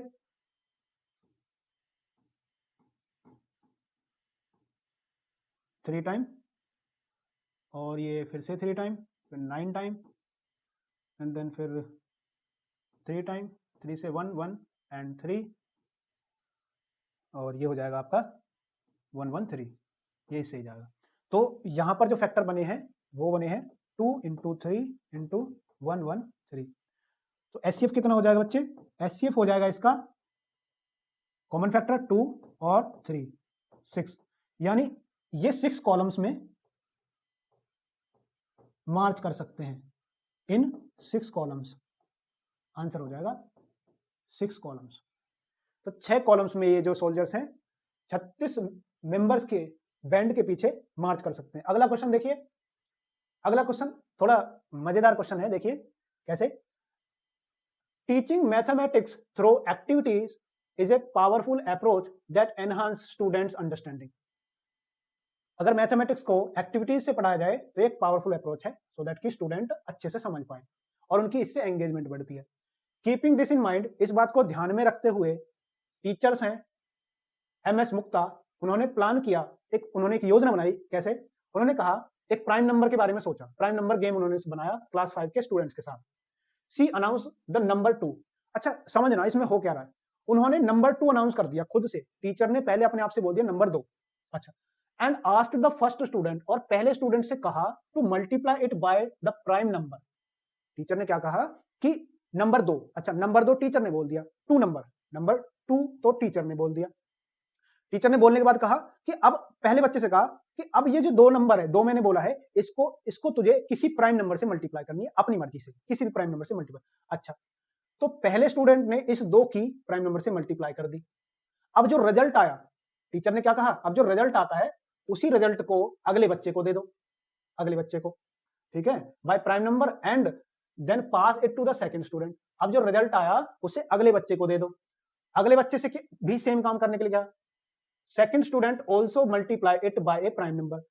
अगले स्टूडेंट से भी कहा गया कि अब जो तुझे रिजल्ट मिला है उसे भी प्राइम नंबर से मल्टीप्लाई कर, और सेम काम ऐसे ही अगले बच्चे से, यानी जो दूसरा बच्चा है उसे भी सेम काम करना है, और यही काम वह थर्ड बच्चे से कराएगा, यानी उसका जो रिजल्ट आया उसे थर्ड बच्चा लेगा और उसे प्राइम नंबर से मल्टीप्लाई करेगा। सिंपल, एक बार ऐसे समझो, देखो टीचर ने कहा 2, टीचर ने बोला 2। अच्छा, ये जो 2 नंबर है इसको फर्स्ट स्टूडेंट आएगा, पहला स्टूडेंट इस 2 को लेगा और इसकी किसी प्राइम नंबर से मल्टीप्लाई कर देगा। मान लीजिए वो प्राइम नंबर P1 है। अच्छा, ये जो प्रोडक्ट आया ये वाला, इसको ये सेकंड बच्चे को देगा, सेकंड बच्चे को। क्वेश्चन कुछ इस तरीके से। अच्छा, ये आया 2P1, कितना आया इसका प्रोडक्ट 2P1। तो टीचर ने कहा था कि जो सेकंड बच्चा इसके रिजल्ट को एक अनदर प्राइम नंबर से मल्टीप्लाई करेगा, लेट्स से उसने P2 से मल्टीप्लाई कर दी। ऐसा ही काम ये वाला रिजल्ट ये थर्ड बच्चे को दे देगा। थर्ड बच्चे को जब देगा तो यहां से कितना रिजल्ट गया भाई, 2P1 इंटू P2, कितना गया है 2P1 इंटू P2। अब इसको भी क्या काम करना है, जो सेकंड बच्चे ने रिजल्ट दिया था उसकी मल्टीप्लाई एक अनदर प्राइम नंबर से करनी है, लेट्स से उसने P3 से कर दी। तो गेम समझ में आया आपको, गेम कुछ इस तरीके से। तो ये जो 2 नंबर है ये तो टीचर ने दिया था, ये तो टीचर ने दिया है, समझ में आ रही है बात बच्चा। टीचर ने दिया 2 नंबर, पहले बच्चे से कहा कि तू इस 2 की मल्टीप्लाई एक प्राइम नंबर से कर दे, कर दी उस बच्चे ने P1 से मल्टीप्लाई, हमें नहीं पता क्या था। अब ये जो रिजल्ट आया इसने सेकंड बच्चे को ये रिजल्ट अपना दे दिया 2P1। सेकंड बच्चे से क्या बोला कि तू भी अब इसमें एक अनदर प्राइम नंबर से मल्टीप्लाई कर दे, उसने भी P2 नंबर से मल्टीप्लाई कर दी। ऐसा ही चलता रहा। अच्छा, अब आगे देखो, नाउ मुक्ता आस्क्ड, तो इस तरीके से मल्टीप्लाई करते करते द लास्ट स्टूडेंट गॉट ये वाला नंबर। अब ये नंबर क्या है समझो, नंबर दे रखा है 17 32 50। ऐसे ही मल्टीप्लाई करते करते लास्ट में कौन सा नंबर पहुंच गया, 17 32 50। Now Mukta asked some questions as given below to the student. अब जो टीचर हैं उन्होंने कुछ क्वेश्चन पूछे बच्चों से। पहला question, what is the least prime number used by the student. अच्छा, अगर मैं ध्यान से देखूं तो ये जो 2 है ये भी प्राइम नंबर है, 2, P1 भी प्राइम नंबर है, P2 भी प्राइम नंबर है, P3 भी प्राइम नंबर है, यानी प्राइम नंबर तो सारे। क्या मैं 2 आंसर लिख सकता हूं, क्या मैं 2 आंसर लिख सकता हूं, क्योंकि क्वेश्चन में तो यही कहा है कि what is the least prime number used by the student. तो स्टूडेंट ने कौन सा प्राइम नंबर यूज किया सबसे छोटा, क्या 2 यूज किया, नहीं, ये तो टीचर ने दिया था अपनी तरफ से। स्टूडेंट ने तो P1 यूज किया था, दूसरे स्टूडेंट ने P2 यूज करा था, P3 यूज करा था। क्या 2 आंसर लिख सकते हैं, बिल्कुल नहीं लिखेंगे बच्चा। तो अब करेंगे कैसे, पहले हमें करना क्या है, हमें ये जो नंबर दे रखा है, ये जो नंबर दिया है 17 32 50, हम इसके निकालेंगे प्राइम फैक्टर्स, क्योंकि जो भी रिजल्ट आया है, ये जो रिजल्ट आया ओवरऑल है तो इन्हीं की मल्टीप्लाई है, तो इनकी ही मल्टीप्लाई से आया, यानी इनका ही प्रोडक्ट है। सॉरी। तो अभी मैं इसके जब फैक्टर बनाऊंगा, देखिए 2 8 जा एंड 2 6 एंड देन 2 7 2 5। अब ये जो है 5 से होगा, कर दीजिए, 5 से तो होगा डेफिनेटली 5 है, 1 5 9 जा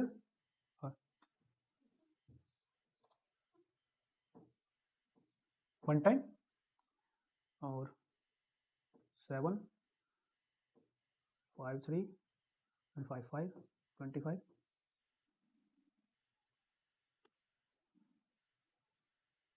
अगेन 5 से फिर से कर देंगे इसको, 5 से 3 और 5 से 4, 5 से 5, फिर 5 से कर देंगे, 5 से 6, 5 से 9, अब ये 3 से हो जाएगा, 3 से 2, 3 से 3, अब ये किससे हो जाएगा 23 से। तो यहाँ आपके जो फैक्टर बने हैं, ये जो फैक्टर आपके बने हैं ये बने हैं। अगर लीस्ट नंबर, अगर देखो 2 तो जो है ना, 2 तो टीचर ने दिया था, तो अब उसको छोड़कर ये सारे प्राइम फैक्टर हैं, तो इनमें लीस्ट वाला कौन सा है 3, तो लीस्ट वाला कौन सा आ जाएगा बच्चे 3, इसका आंसर हो जाएगा। समझ में आ रही है कहानी, बिल्कुल आसान है। अच्छा, how many students are in the class, class में कितने स्टूडेंट हैं, तो अगर आप ध्यान से देखें तो 2 को छोड़ना है, 2 को तो हर हाल में छोड़ना है क्योंकि वो तो टीचर ने दिया था। तो ये वो नंबर हैं जो बच्चों ने अपनी मर्जी से सोच सोच कर मल्टीप्लाई करी थी। जैसे मान लीजिए कि पहले बच्चे ने 2 में 5 की मल्टीप्लाई कर दी थी, ठीक है, तो उसने प्राइम नंबर कौन सा चूज किया होगा, तो जो जितने प्राइम नंबर चूज हुए होंगे उतने ही बच्चे होंगे, सीधी सी बात है। तो जितने प्राइम नंबर सिलेक्ट किए गए होंगे, बच्चों ने चूज किए होंगे, उतने ही प्राइम नंबर, उतने ही स्टूडेंट होंगे। जैसे पहले बच्चे ने एक नंबर सिलेक्ट किया, दूसरे बच्चे ने एक और प्राइम नंबर सिलेक्ट किया, तो कुल मिलाकर 1 2 3 4 5, तो स्टूडेंट कितने क्लास में, टोटल 5 स्टूडेंट है, 5 ही बच्चे हैं। What is the highest prime number used by the student, और ये आप देख पा रहे हैं हाईएस्ट प्राइम नंबर कौन सा है जी 23, हाईएस्ट प्राइम नंबर कौन सा है 23, यही हाईएस्ट प्राइम नंबर है। तो रिजल्ट क्या आ जाएगा इसका 23। अगला जो क्वेश्चन है, which prime number has been used maximum times, कौन सा प्राइम नंबर सबसे ज्यादा बार यूज हुआ है 5, सबसे ज्यादा कौन सा यूज हुआ है 5, तो इसका आंसर क्या आ जाएगा 5। ठीक है बच्चे, है ना आसान, बिल्कुल। कॉम्प्लिकेटेड क्वेश्चन को बनाया है लंबी कहानी बनाकर, वरना क्वेश्चन कितना आसान था। अगला क्वेश्चन देखिए, prove that √5 is an irrational number. Question बदल कर आ सकता है, √2 पूछ लेगा, √3 पूछ लेगा, √7 पूछ लेगा, क्वेश्चन का फॉर्मेट सेम होगा, इसको सॉल्व करने का तरीका भी सेम होगा, बिल्कुल मेथड सेम होगा। और देखो क्वेश्चन कितना भर भर के पूछा गया है, हर बार पूछा गया है। √5 को कितनी बार पूछा है सीबीएसई ने, ऐसे ही √2 को, √3 को, √7 को, ऐसे ही पूछते रहते। लेकिन इस क्वेश्चन को करने का तरीका क्या है समझो। तो जब भी ऐसा क्वेश्चन आता है इरेशनल प्रूफ करो, तो हम क्या करते हैं, क्योंकि इरेशनल एक ऐसा नंबर है जिसकी वैल्यू इनफाइनाइट पॉइंट्स तक जाती है, यानी पॉइंट के बाद इनफाइनाइट, तो उसको हम ऐसे एक तो नंबर लाइन पर दिखा तो सकते हैं, लेकिन वो भी एग्जैक्ट नहीं होता, वो भी एक अप्रोक्स वैल्यू होती है। तो अब इनको, आपको ऐसे नंबर्स को इरेशनल दिखाने के लिए आपको कॉन्ट्राडिक्टरी मेथड यूज करना पड़ता है। कॉन्ट्राडिक्टरी का मतलब है कि आपको ये मानकर चलना है जो इसने कहा है हम इसके अपोजिट मानेंगे। अगर ये कहता है इरेशनल दिखाइए तो हम मान लेते हैं कि रेशनल है। अब जब हम रेशनल मानेंगे तो रेशनल मानते मानते हम रेशनल के रूल इस पर अप्लाई करेंगे, और रूल अप्लाई करते हुए हमें जब बाद में ये पता चलेगा कि ये रेशनल के रूल में ये फिट नहीं हो रहा है, तो ये कहीं ना कहीं ये रेशनल नंबर है ही नहीं। और अगर ये रेशनल नंबर नहीं है तो फिर उस केस में हम इसको क्या कह देंगे, इरेशनल नंबर कह देंगे। इस तरह के क्वेश्चन को ऐसे करते हैं। तो पहले क्या करना है, आपको अज्यूम कर लेना है कि √5 क्या है, एक इरेशनल नंबर है। लेट अस अज्यूम, हम ये मान लेते हैं, assume that √5 is a rational number. हमें √5 को क्या मान लेना है, एक रेशनल नंबर मान लेना है। मान लोगे बच्चे? अच्छा, √5 को जब √5 को आप रेशनल मान लोगे, तो रेशनल मानने के बाद आप लिखेंगे √5 इज इक्वल टू p/q, यानी आप इसे p/q की फॉर्म में लिख पाओगे। अब अगर p/q की फॉर्म में लिख सकते हैं तो रेशनल नंबर की कुछ खास बातें होती हैं। क्या होती हैं कि यहां पर जो p और q हैं, where p and q are coprimes, तो रेशनल नंबर की खास बात क्या होती है कि उसमें न्यूमरेटर और डिनोमिनेटर क्या होते हैं, को-प्राइम्स होते हैं, आर को-प्राइम्स। एंड इसके साथ साथ क्या होगा, q must not be equal to 0, q 0 नहीं होगा। अब अगर q को अगर हम इधर लेकर आते हैं, यानी दूसरी तरफ लेकर आते हैं, तो ये होगा q√5, क्या हो गया भाई, q√5 इक्वल टू p। समझना इसमें क्या हो रहा है, जब q को इधर लेकर आएंगे तो p is equal to q√5। अब हम क्या करते हैं, स्क्वायर करते हैं दोनों तरफ, स्क्वायरिंग ऑन बोथ साइड। दोनों साइड स्क्वायर करते हैं। दोनों साइड स्क्वायर करने से होगा ये कि ये q√5 इक्वल हो जाएगा p स्क्वायर के। यहां से q² √5 का अगर स्क्वायर करते हैं तो ये आता है 5। तो 5q² equal p square. 5q² equal p square. ठीक है। अब मैं अगर इसको ध्यान से देखूं, 5 को इधर भेज दूं तो q² equal p square over 5। अच्छा, इसको समझना बेटे कि 5 से अगर मैं 5 से p स्क्वायर को डिवाइड कर रहा हूं, 5 से p स्क्वायर को डिवाइड कर रहा हूं तो क्या मिल रहा है मुझे? q square. यही तो है, p स्क्वायर को 5 से डिवाइड किया तो क्या मिला? q square. और अगर मैं p स्क्वायर को p square is equal to 5q square, sorry, p square equal q square over 5।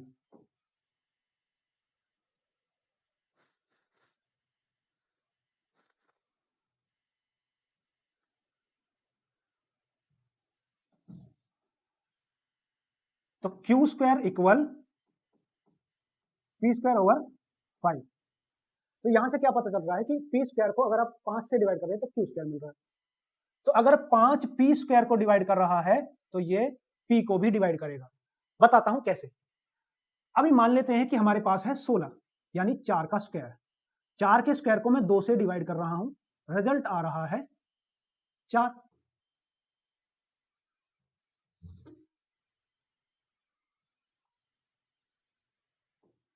चार के स्क्वायर को मैं डिवाइड कर रहा हूं 2 से तो रिजल्ट आ रहा है 8। ऐसा ही होगा। और 8 क्या है? 8 अपने आप में एक स्क्वायर है। किसका? ये है 2√2 का स्क्वायर। समझ रहे बच्चे? 4 का स्क्वायर यानी 16, उसको मैंने 2 से डिवाइड किया, आंसर आया 8। और 8 का मतलब क्या है? 8 का मतलब 2√2 का स्क्वायर। अच्छा, ये बिल्कुल ऐसा ही तो है कि p के स्क्वायर को डिवाइड किया किसी नंबर से यानी 5 से और रिजल्ट आया q का स्क्वायर। q का स्क्वायर आ गया। अच्छा, लेकिन अगर मैं p के स्क्वायर को 2 से यानी 4 के स्क्वायर को 2 से डिवाइड कर रहा हूं और वो डिवाइड होकर कुछ रिजल्ट दे रहा है q स्क्वायर, मान लेते हैं वो q स्क्वायर है। अच्छा, तो अगर मैं p को डिवाइड करूं यानी 4 को डिवाइड करूं, p को डिवाइड करूं, इसका मतलब 4 को डिवाइड करूं 2 से तो रिजल्ट क्या आ रहा है? 2। लेकिन ये क्या है? ये तो कुछ और है। क्या ये q स्क्वायर है? नहीं। ये और ये चीज तो अलग अलग है ना। ये q स्क्वायर है और ये क्या q है? नहीं, ये कुछ और नंबर है। लेट्स से ये क्या है? c है। समझना। इफ, अब हम क्या लिखेंगे? If p square is divisible by 5 then p is also divisible by 5। अगर p स्क्वायर 5 से डिवाइड होता है तो p भी 5 से डिवाइड होगा। तो अगर p को 5 से डिवाइड करते हैं तो क्या q स्क्वायर की जगह q आएगा? नहीं, ये तो कुछ और आएगा। कुछ और मतलब लेट्स से वो मान लिया हमने c मान लिया, क्योंकि जो 2 है, 2 का स्क्वायर 4 होता है। अगर आप ये मानकर चलते हैं कि q स्क्वायर उसका स्क्वायर हट गया तो यहाँ q आ जाएगा, ऐसा नहीं होगा। क्योंकि गलती क्या करते हैं बच्चे? वो ये सोचते हैं कि अच्छा p का स्क्वायर हटा दिया, p का स्क्वायर हटा दिया और इसका मतलब यहाँ भी q का स्क्वायर हटा देते हैं, मतलब q लिख देते हैं। नहीं, वो समझो ना। इसीलिए तो मैंने समझाया कि अगर 4 के स्क्वायर को 2 से डिवाइड कर रहा हूं तो रिजल्ट आ रहा है 2√2 का स्क्वायर। 2√2 का स्क्वायर यानी q का स्क्वायर। अच्छा, जब 4 को डिवाइड कर रहा हूं, जैसे p को डिवाइड कर रहा हूं 5 से, ऐसे 4 को डिवाइड कर रहा हूं 2 से, तो रिजल्ट आ रहा है 2। क्या ये 2 क्यों है? लेकिन क्यू तो नहीं है ना, वो क्यू थोड़ी है। तो ये तो कुछ और नंबर है, वो सी है। अच्छा, अब हम क्या करते हैं? p इज इक्वल टू क्या लिख देते हैं? 5c। फिर से हम स्क्वायरिंग करते हैं on both side. Squaring on both side. जब ऐसा करेंगे तो p स्क्वायर इक्वल क्या आ जाएगा? 25c square. p square is equal to 25c square. लेकिन p स्क्वायर की वैल्यू क्या है? पीछे भी हमने किया था ना। p स्क्वायर क्या है? p square is equal to 5q square. ठीक है जी, p square is equal to 5q square, ये रहा p square is equal to 5q square. तो यही वैल्यू मैं एग्जैक्ट आगे रख दूंगा। p स्क्वायर की क्या लिख दिया? 5q square is equal to 25 C square, क्योंकि हमें पता है P square is equal to 5 Q square. ठीक है बेटे। अच्छा, इस 5 से अगर मैं इसको डिवाइड कर दूं तो क्यू स्क्वायर क्या आ गया, 5 C square.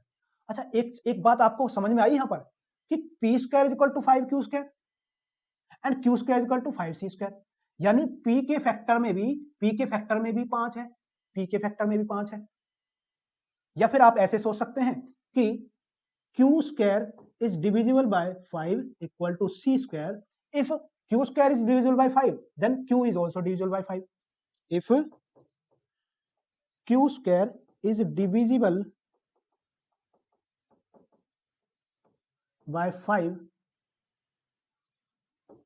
then q is also divisible by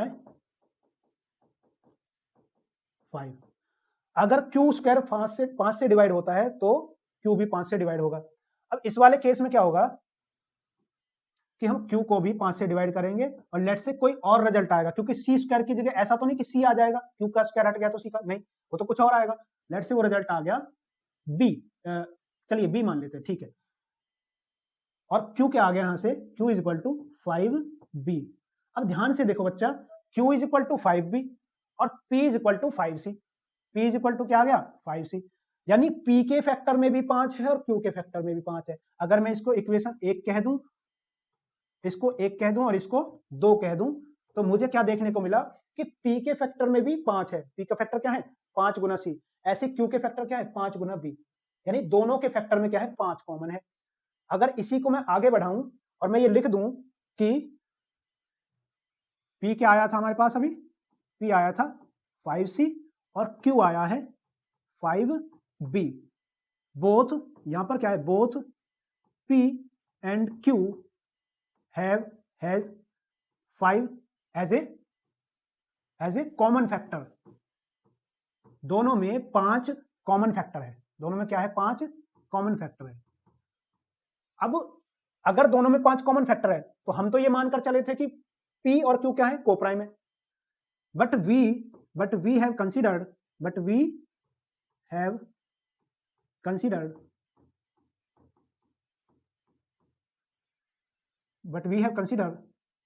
that P and Q are coprimes. लेकिन हमने तो ये माना था कि ये क्या है, कोप्राइम है। इसका मतलब जो हम मान रहे थे कि ये रेशनल नंबर बनेगा, जो हम ये मान रहे थे कि √2 is equal to P by Q, हमने माना था कि ये एक रेशनल नंबर है। This is our contradiction, this is our contradiction. ठीक है जी, इसका मतलब ये हमारा जो फैक्ट हमने मानकर चल रहे थे ये कंट्राडिक्ट हो गया। Contradiction that P by Q is a rational number, rational number। अब हम क्या कहेंगे, hence √2 is an irrational number। तो इसका मतलब क्या है, √2 क्या है, एक रेशनल नहीं इरेशनल नंबर है। तो ये आप लिख देंगे। दोबारा मैं एक बार समराइज करा देता हूं हमने कैसे किया है इस क्वेश्चन को। पहले तो हमें मान लेना है कि जो √5 जो है,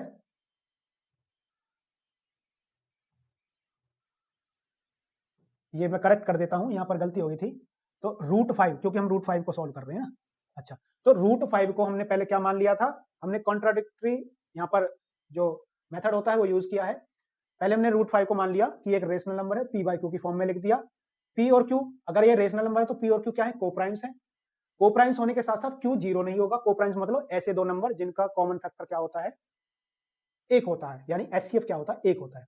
अच्छा, अब हमने इसको इस तरीके से लिख दिया है ना, Q को इधर लेकर गए, फिर स्क्वायरिंग कर दी दोनों तरफ। स्क्वायरिंग करने से क्या हुआ, Q का स्क्वायर हो गया, √5 का स्क्वायर करते ही 5 आ गया, ये P स्क्वायर हो गया, यानी P square is equal to 5Q square. अच्छा, अब मैं अगर 5 को इधर भेज देता हूं डिवाइड में, मल्टीप्लाई से डिवाइड में, तो Q square is equal to P square over 5।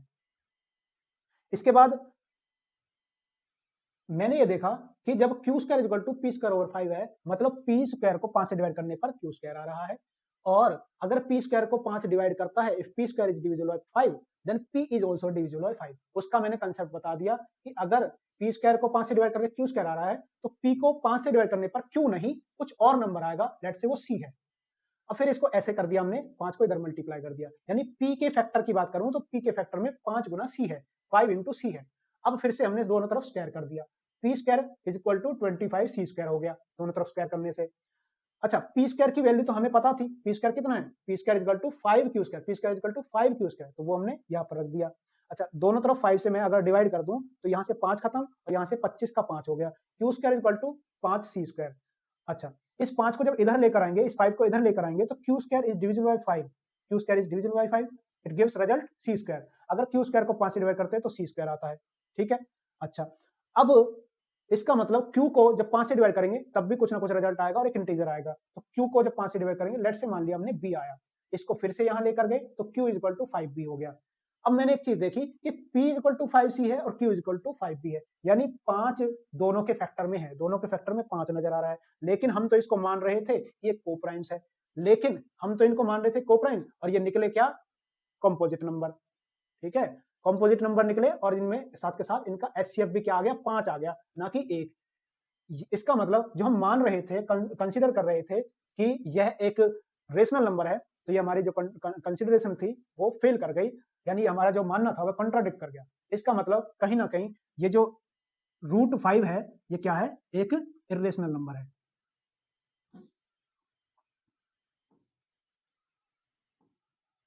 बिल्कुल इसी तरीके से आप √5 का जैसे मैंने किया है, इसी तरीके से √3 का, √2 का, √7 का, बस डिजिट बदलेगी, उसके स्क्वायर की जो वैल्यू आती है, जैसे यहाँ 5 का स्क्वायर 25 है तो 2 का हो तो 4 आ जाएगा, 7 का हो तो 49 आ जाएगा, इस तरीके से डेटा बदलेगा बस, और कुछ नहीं। अगला क्वेश्चन देखिए, define irrational number and prove that 3 + 2√5 is irrational. पहली बात तो आपको डिफाइन करना है इर्रेशनल नंबर को। इर्रेशनल नंबर कौन से होंगे, जिनको आप p by q की फॉर्म में नहीं लिख सकते, पहली बात तो, ठीक है, can't be return in the form of p by q। अच्छा, इर्रेशनल नंबर की डेफिनेशन में आप लिखेंगे कि जिन नंबर्स का decimal expansion non terminating and non repeating होता है वो नंबर इर्रेशनल होंगे। यानी अगर इनका हम डेसिमल एक्सपेंशन करें, डेसिमल एक्सपेंशन कैसे, जैसे पाई की वैल्यू होती है, पॉइंट के बाद खत्म नहीं होती, √3 की वैल्यू होती है 1.73 के बाद खत्म नहीं होती है, वो चलती रहती है, तो ऐसे नंबर्स जिनकी डेसिमल एक्सपेंशन अगर हम करें तो वो इनफाइनाइट तक जाते हैं, इनफाइनाइट वैल्यू तक चलते रहते हैं, तो इसकी डेफिनेशन आप लिख देंगे। इसके साथ साथ 3 + √2√5 को आपको इर्रेशनल प्रूव करना है, तो फिर से इसमें भी वही मेथड लगाएंगे, ठीक है। हम मान लेते हैं, late us assume, let us consider, हमने फिर से क्या माना कि ये एक 3 + 2√5 is a rational number.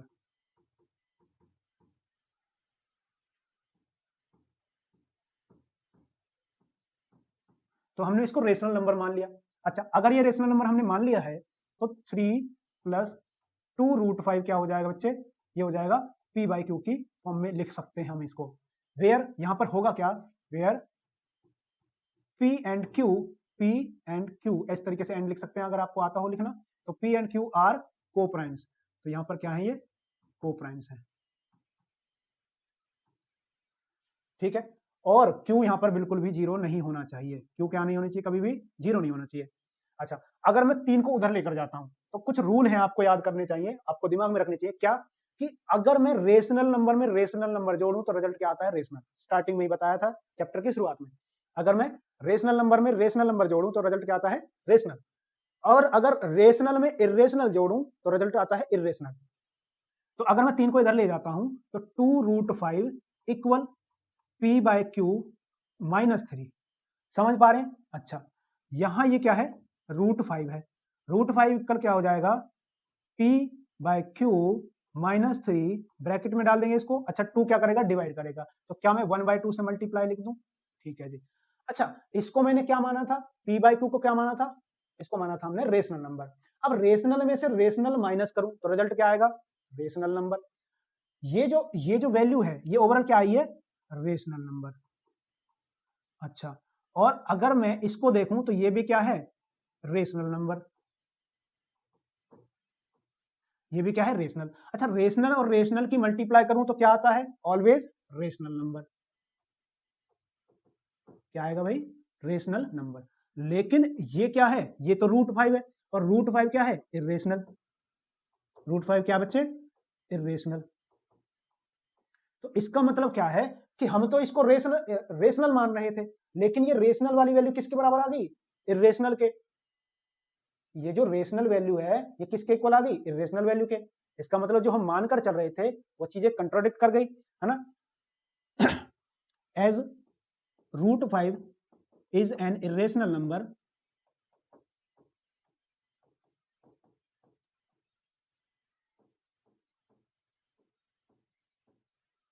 this is our contradiction, this is our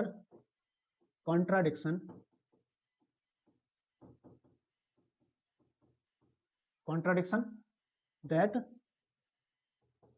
3 plus 2√5 is a rational number।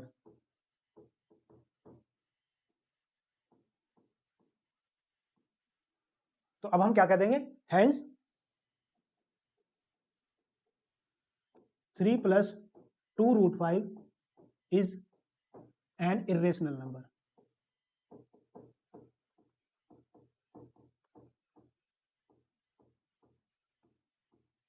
तो हम कह देंगे कि 3 plus √5 2√5 is a irrational number। अगला क्वेश्चन देखिए, अगला क्वेश्चन है assertion HCF of any two consecutive even natural numbers is always 2। क्या कहा है, HCF जो है किन्हीं भी दो कॉन्जिक्यूटिव इवन नेचुरल नंबर्स का हमेशा 2 होता है। तो एक बार ट्राई कर लेते हैं, देख लेते हैं। मान लेते हैं पहला नंबर है 2n। भाई ये तो सिंपल सी बात है, कोई भी नंबर हो अगर वो इवन है तो वो 2n के फॉर्मेट में होगा। अच्छा, अगला नंबर क्या होगा, अगला नंबर होगा 2n + 2। ठीक है जी। यहां अगर मैं इसको सही तरीके से लिखूं तो मैं इसको लिख सकता हूं 2 ब्रैकेट n + 1। हाँ या ना। तो एक नंबर तो हो गया ये और दूसरा नंबर हो गया 2n। तो मैं एक चीज देख पा रहा हूं, दोनों में कॉमन क्या है, हाईएस्ट कॉमन फैक्टर क्या आ रहा है, 2 आ रहा है। तो अगर ये नंबर 1 है, ठीक है जी, और ये नंबर 2 है, तो इसमें कॉमन क्या आ रहा है, कॉमन क्या आ रहा है, एचसीएफ क्या आ रहा है इसका, 2 आ रहा है। ठीक है बच्चे, अगर इसका एचसीएफ 2 है तो आप इस बात को तो बिल्कुल कहेंगे कि हाँ ये ठीक लिखा हुआ है, HCF of any two consecutive even natural number is 2। तो ये बात तो ठीक है। अगली बात, even natural numbers are divisible by 2। सभी even natural numbers divisible by 2। तो ये बात भी ठीक है, लेकिन ये बात ठीक तो है, लेकिन इसकी एक्सप्लेनेशन नहीं है। क्योंकि इसकी एक्सप्लेनेशन क्या है, इसकी एक्सप्लेनेशन क्या है कि दोनों जो इवन नेचुरल नंबर कॉन्जिक्यूटिव हैं उनका HCF क्या होगा, 2 होगा। ये है इसकी एक्सप्लेनेशन कि उनका HCF क्या आता है, 2 आता है। ये तो सही बात, लेकिन इसने क्या कहा है कि even natural numbers are divisible. ये तो इवन नेचुरल नंबर्स के बारे में बता रहा है, इसके बारे में कोई एक्सप्लेनेशन नहीं है। तो इस तरीके से मैं कहूंगा कि दोनों ही ठीक है, but R is not correct explanation of A. R A की कोई करेक्ट एक्सप्लेनेशन नहीं दे रहा है। अगला क्वेश्चन देखिए, 2 + √3 is irrational number given that. आपको प्रूव करना है कि 2 + √3 एक इरेशनल नंबर है और √3 एक रेशनल नंबर पहले से दे रखा है। तो अगर दे रखा है पहले से, तो हम फिर से इसको यही करेंगे कि लेट अस अज्यूम, हम अज्यूम करेंगे कि ये क्या है, 2 + √3 इज ए रेशनल नंबर। हमने फिर से क्या मानेंगे, हम क्या मान लेंगे इसको, फिर से रेशनल नंबर मान लेंगे। अगर ये रेशनल होगा तो फिर से क्या करेंगे, अगर ये रेशनल नंबर है, हमने मान लिया है, तो ये 2 + √3 इक्वल क्या हो जाएगा, p/q की फॉर्म में हो जाएगा। वेयर हम लिखेंगे p और q, फिर से वही मेथड बेटे, p और q, where p and q are coprimes. ये क्या है, को-प्राइम्स है। अच्छा, को-प्राइम्स तो है ही, साथ में q क्या नहीं है, 0 नहीं है। q क्या नहीं होगा, कभी भी 0 नहीं होगा। फिर से वही मेथड लगाएंगे, √3 p बाय क्यू माइनस 2। अच्छा, अब एक बात ये देखो कि ये क्या है, एक रेशनल नंबर है और रेशनल में से रेशनल माइनस करूं, ये क्या है, रेशनल, और उसमें से क्या कर रहे हैं हम, माइनस कर रहे हैं रेशनल। तो रेशनल माइनस रेशनल क्या होता है बेटे, ये होता है रेशनल। अच्छा, लेकिन यहां सामने क्या चल रहा है, ये चल रहा है इर्रेशनल, ये तो पहले से ही दे रखा है, सामने क्या है, इर्रेशनल। तो जो हम ये मान रहे थे कि ये जो नंबर है ये रेशनल है, ये तो कंट्राडिक्ट कर गया, फिर से वही लैंग्वेज लिखेंगे, this is our contradiction, this is our contradiction that 3 root 3 plus 2 is a rational number.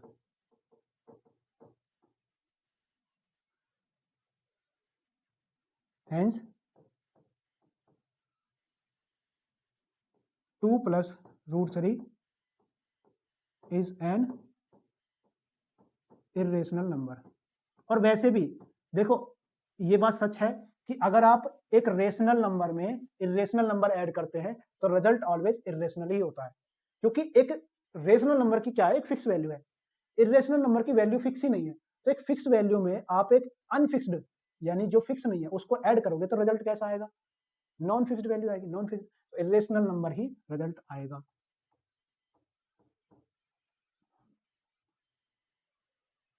अगला क्वेश्चन देखिए, बिल्कुल इसी तरीके से आप, ये होमवर्क है आपके पास, ये करके आपको सॉल्व करके देखना है। अगला क्वेश्चन देखिए, ये वाला मैं कराऊंगा आपको। देखिए, prove that 4 root 2 plus 5/3 is an irrational number, और आपको पहले से ही दिया है गिवन दैट कि root 2 is an irrational number. Same काम इसमें करेंगे, हम पहले ही मान लेंगे लेट अस अज्यूम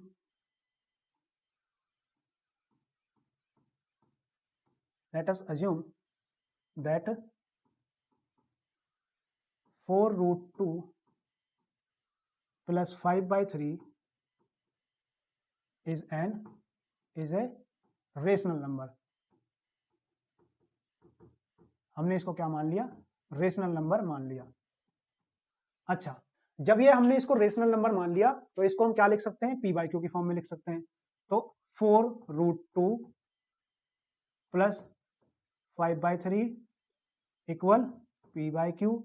बात फिर से वही लिखनी है, where P and Q are coprimes, where P and Q are को primes.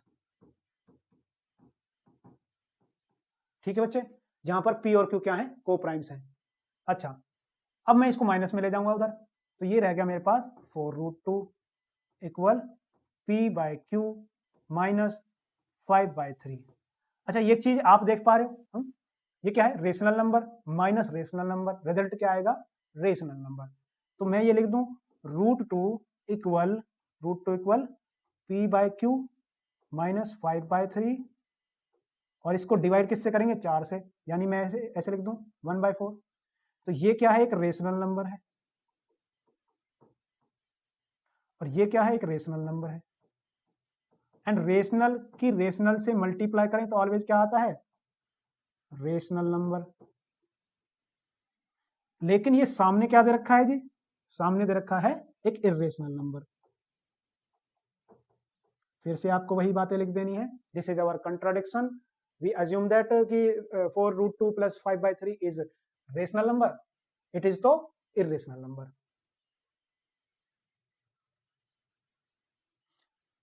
This is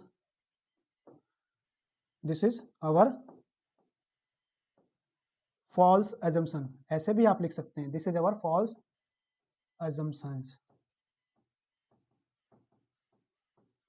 assumption that false assumption that number अपना क्या है, 4 रूट 2 प्लस 5/3 जो हमने माना था इज एन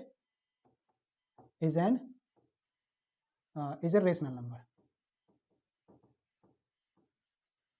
ठीक है बच्चे, जो हमने अजम्पशन करी थी कि root 4√2 + 5/3 is a rational number, ये हमारी फॉल्स अजम्पशन थी, है ना। Hence 4√2 + 5/3 is an irrational number.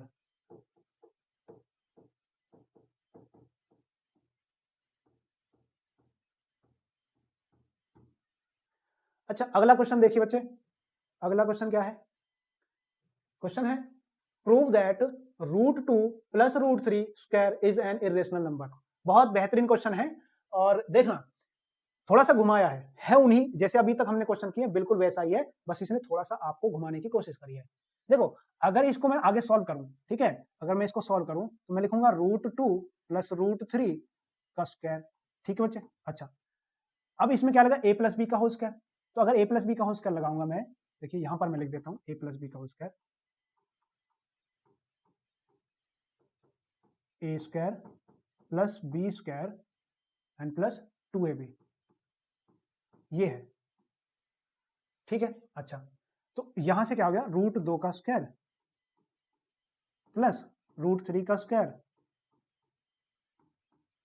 Plus 2 √2 into √3, ये हो गया हमारे पास 2, यहां से क्या आ गया 2, प्लस ये इसका स्क्वायर हटेगा तो ये आ गया 3, और ये प्लस, और ये आ गया, इसकी मल्टीप्लाई करूं तो 2√6। अच्छा, एक बात बताओ, इस तरह का क्वेश्चन, एग्जैक्ट ऐसा क्वेश्चन आपने अभी अभी तो किया है, इस तरह का क्वेश्चन, क्योंकि इसका सम कितना आ गया 5 + 2√6। अब इसको तो सॉल्व कर सकते हो ना, बिल्कुल पिछले जैसे क्वेश्चन करें वैसे ही इसका सॉल्यूशन हो जाएगा। इसको भी आप क्या करेंगे, अब आप करेंगे लेट अस अज्यूम, है ना, लेट अस अज्यूम दैट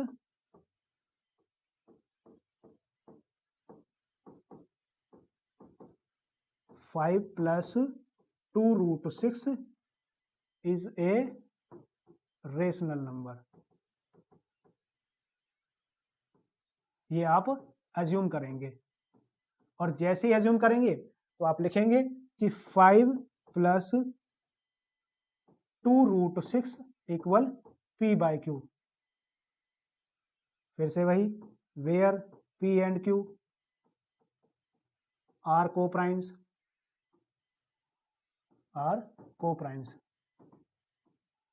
इसके बाद 2√6 p/q - 5 और √6 इक्वल p/q - 5, और इसको किससे डिवाइड कर रहे हैं, 2 से, तो मैं ऐसे लिख दूंगा। ये क्या है, एक रेशनल हम बोल रहे थे, और ये क्या है, एक इर्रेशनल नंबर है। तो मैं क्या कहूंगा फिर, this is our contradiction, this is our contradiction.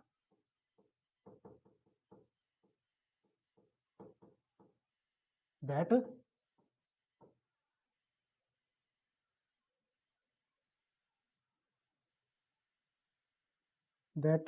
5 + 2√6 is a rational number।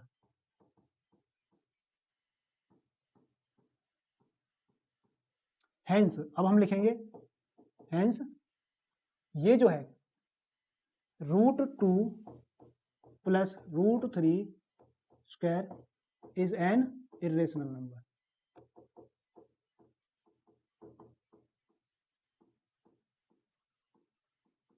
ठीक है, इस तरीके से हम इसे कर देंगे खत्म। क्वेश्चन हुआ, बेहतरीन क्वेश्चन, सारे जितने भी हो सकते थे, जितने भी प्रीवियस ईयर क्वेश्चन थे, बेस्ट क्वेश्चन थे, सारे हमने लगा लिए। अब हम पहुंच चुके हैं क्वेश्चन नंबर 31 पर। क्वेश्चन नंबर 31 आप देखिए क्या है कि what is the HCF of smallest prime number and the smallest composite number. ये क्वेश्चन कर चुके हैं, ये दोबारा रिपीट हो गया। अगला क्वेश्चन देखिए, show that any number of the form of 6n, आप दिखाइए कि कोई भी ऐसा नंबर जो 6n की फॉर्म में है, where n belongs to natural number, जहां पर n बिलोंग्स करता है नेचुरल नंबर्स के, can never end with digit 0। अच्छा, इस तरह के क्वेश्चन के लिए क्या करेंगे, आप पहले तो ये लिखेंगे कि 6n क्या है, 6n है 2 इंटू 3 और उसकी पावर n। अच्छा, क्योंकि 6 के फैक्टर क्या है, 2 इंटू 3। बच्चे अब कोई भी नंबर अगर उसके लास्ट में 0 आना चाहिए, कोई भी नंबर जिसके लास्ट में 0 आए, उसके लिए कंडीशन क्या है समझना।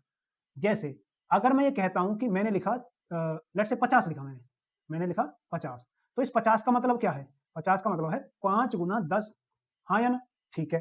अच्छा, 5 गुना 10 का मतलब क्या है, 5 गुना 2, मतलब क्या है, यानी 10 अगर किसी में भी किसी भी नंबर में पीछे 0 होगी तो इसका मतलब सिंपल सा क्या है, तो उसमें क्या होना चाहिए, फैक्टर में 10 होना चाहिए। और 10 के लिए क्या क्या है, 2 और 5 की रिक्वायरमेंट है, यानी फैक्टर्स में क्या होना चाहिए फैक्टर्स में क्या होना चाहिए, 5 और 10 दोनों ही होने चाहिए अगर 0 चाहिए तो अब इसके लिए आपको थोड़ी सी लैंग्वेज लिखनी पड़ेगी, क्योंकि इसके फैक्टर में 2 तो है लेकिन 5 नहीं है, 10 आना चाहिए। तो इसके लिए आपको थोड़ी सी लैंग्वेज क्या लिखनी है, to and with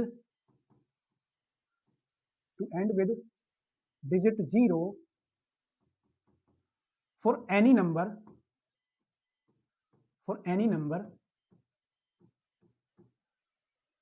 there must be both 2 and 5 in their factors, prime factors। किसी भी नंबर के लिए अगर वह 0 पर एंड करे तो ये नेसेसरी कंडीशन है कि उसके प्राइम फैक्टर्स में क्या होना चाहिए, 2 और 5 दोनों होने चाहिए, ना तो अकेले 5 से बात बनेगी और ना ही 2 से बात बनेगी। तो इसी के साथ खत्म करते हैं इस चैप्टर को। तैयारी करना अच्छे से, और इसके नोट्स आपको डिस्क्रिप्शन में मिल जाएंगे। टेलीग्राम चैनल को जरूर ज्वाइन कर लेना, जहां पर आपको डेली अपडेट मिलेंगे। ठीक है, पढ़ाई करते रहिए।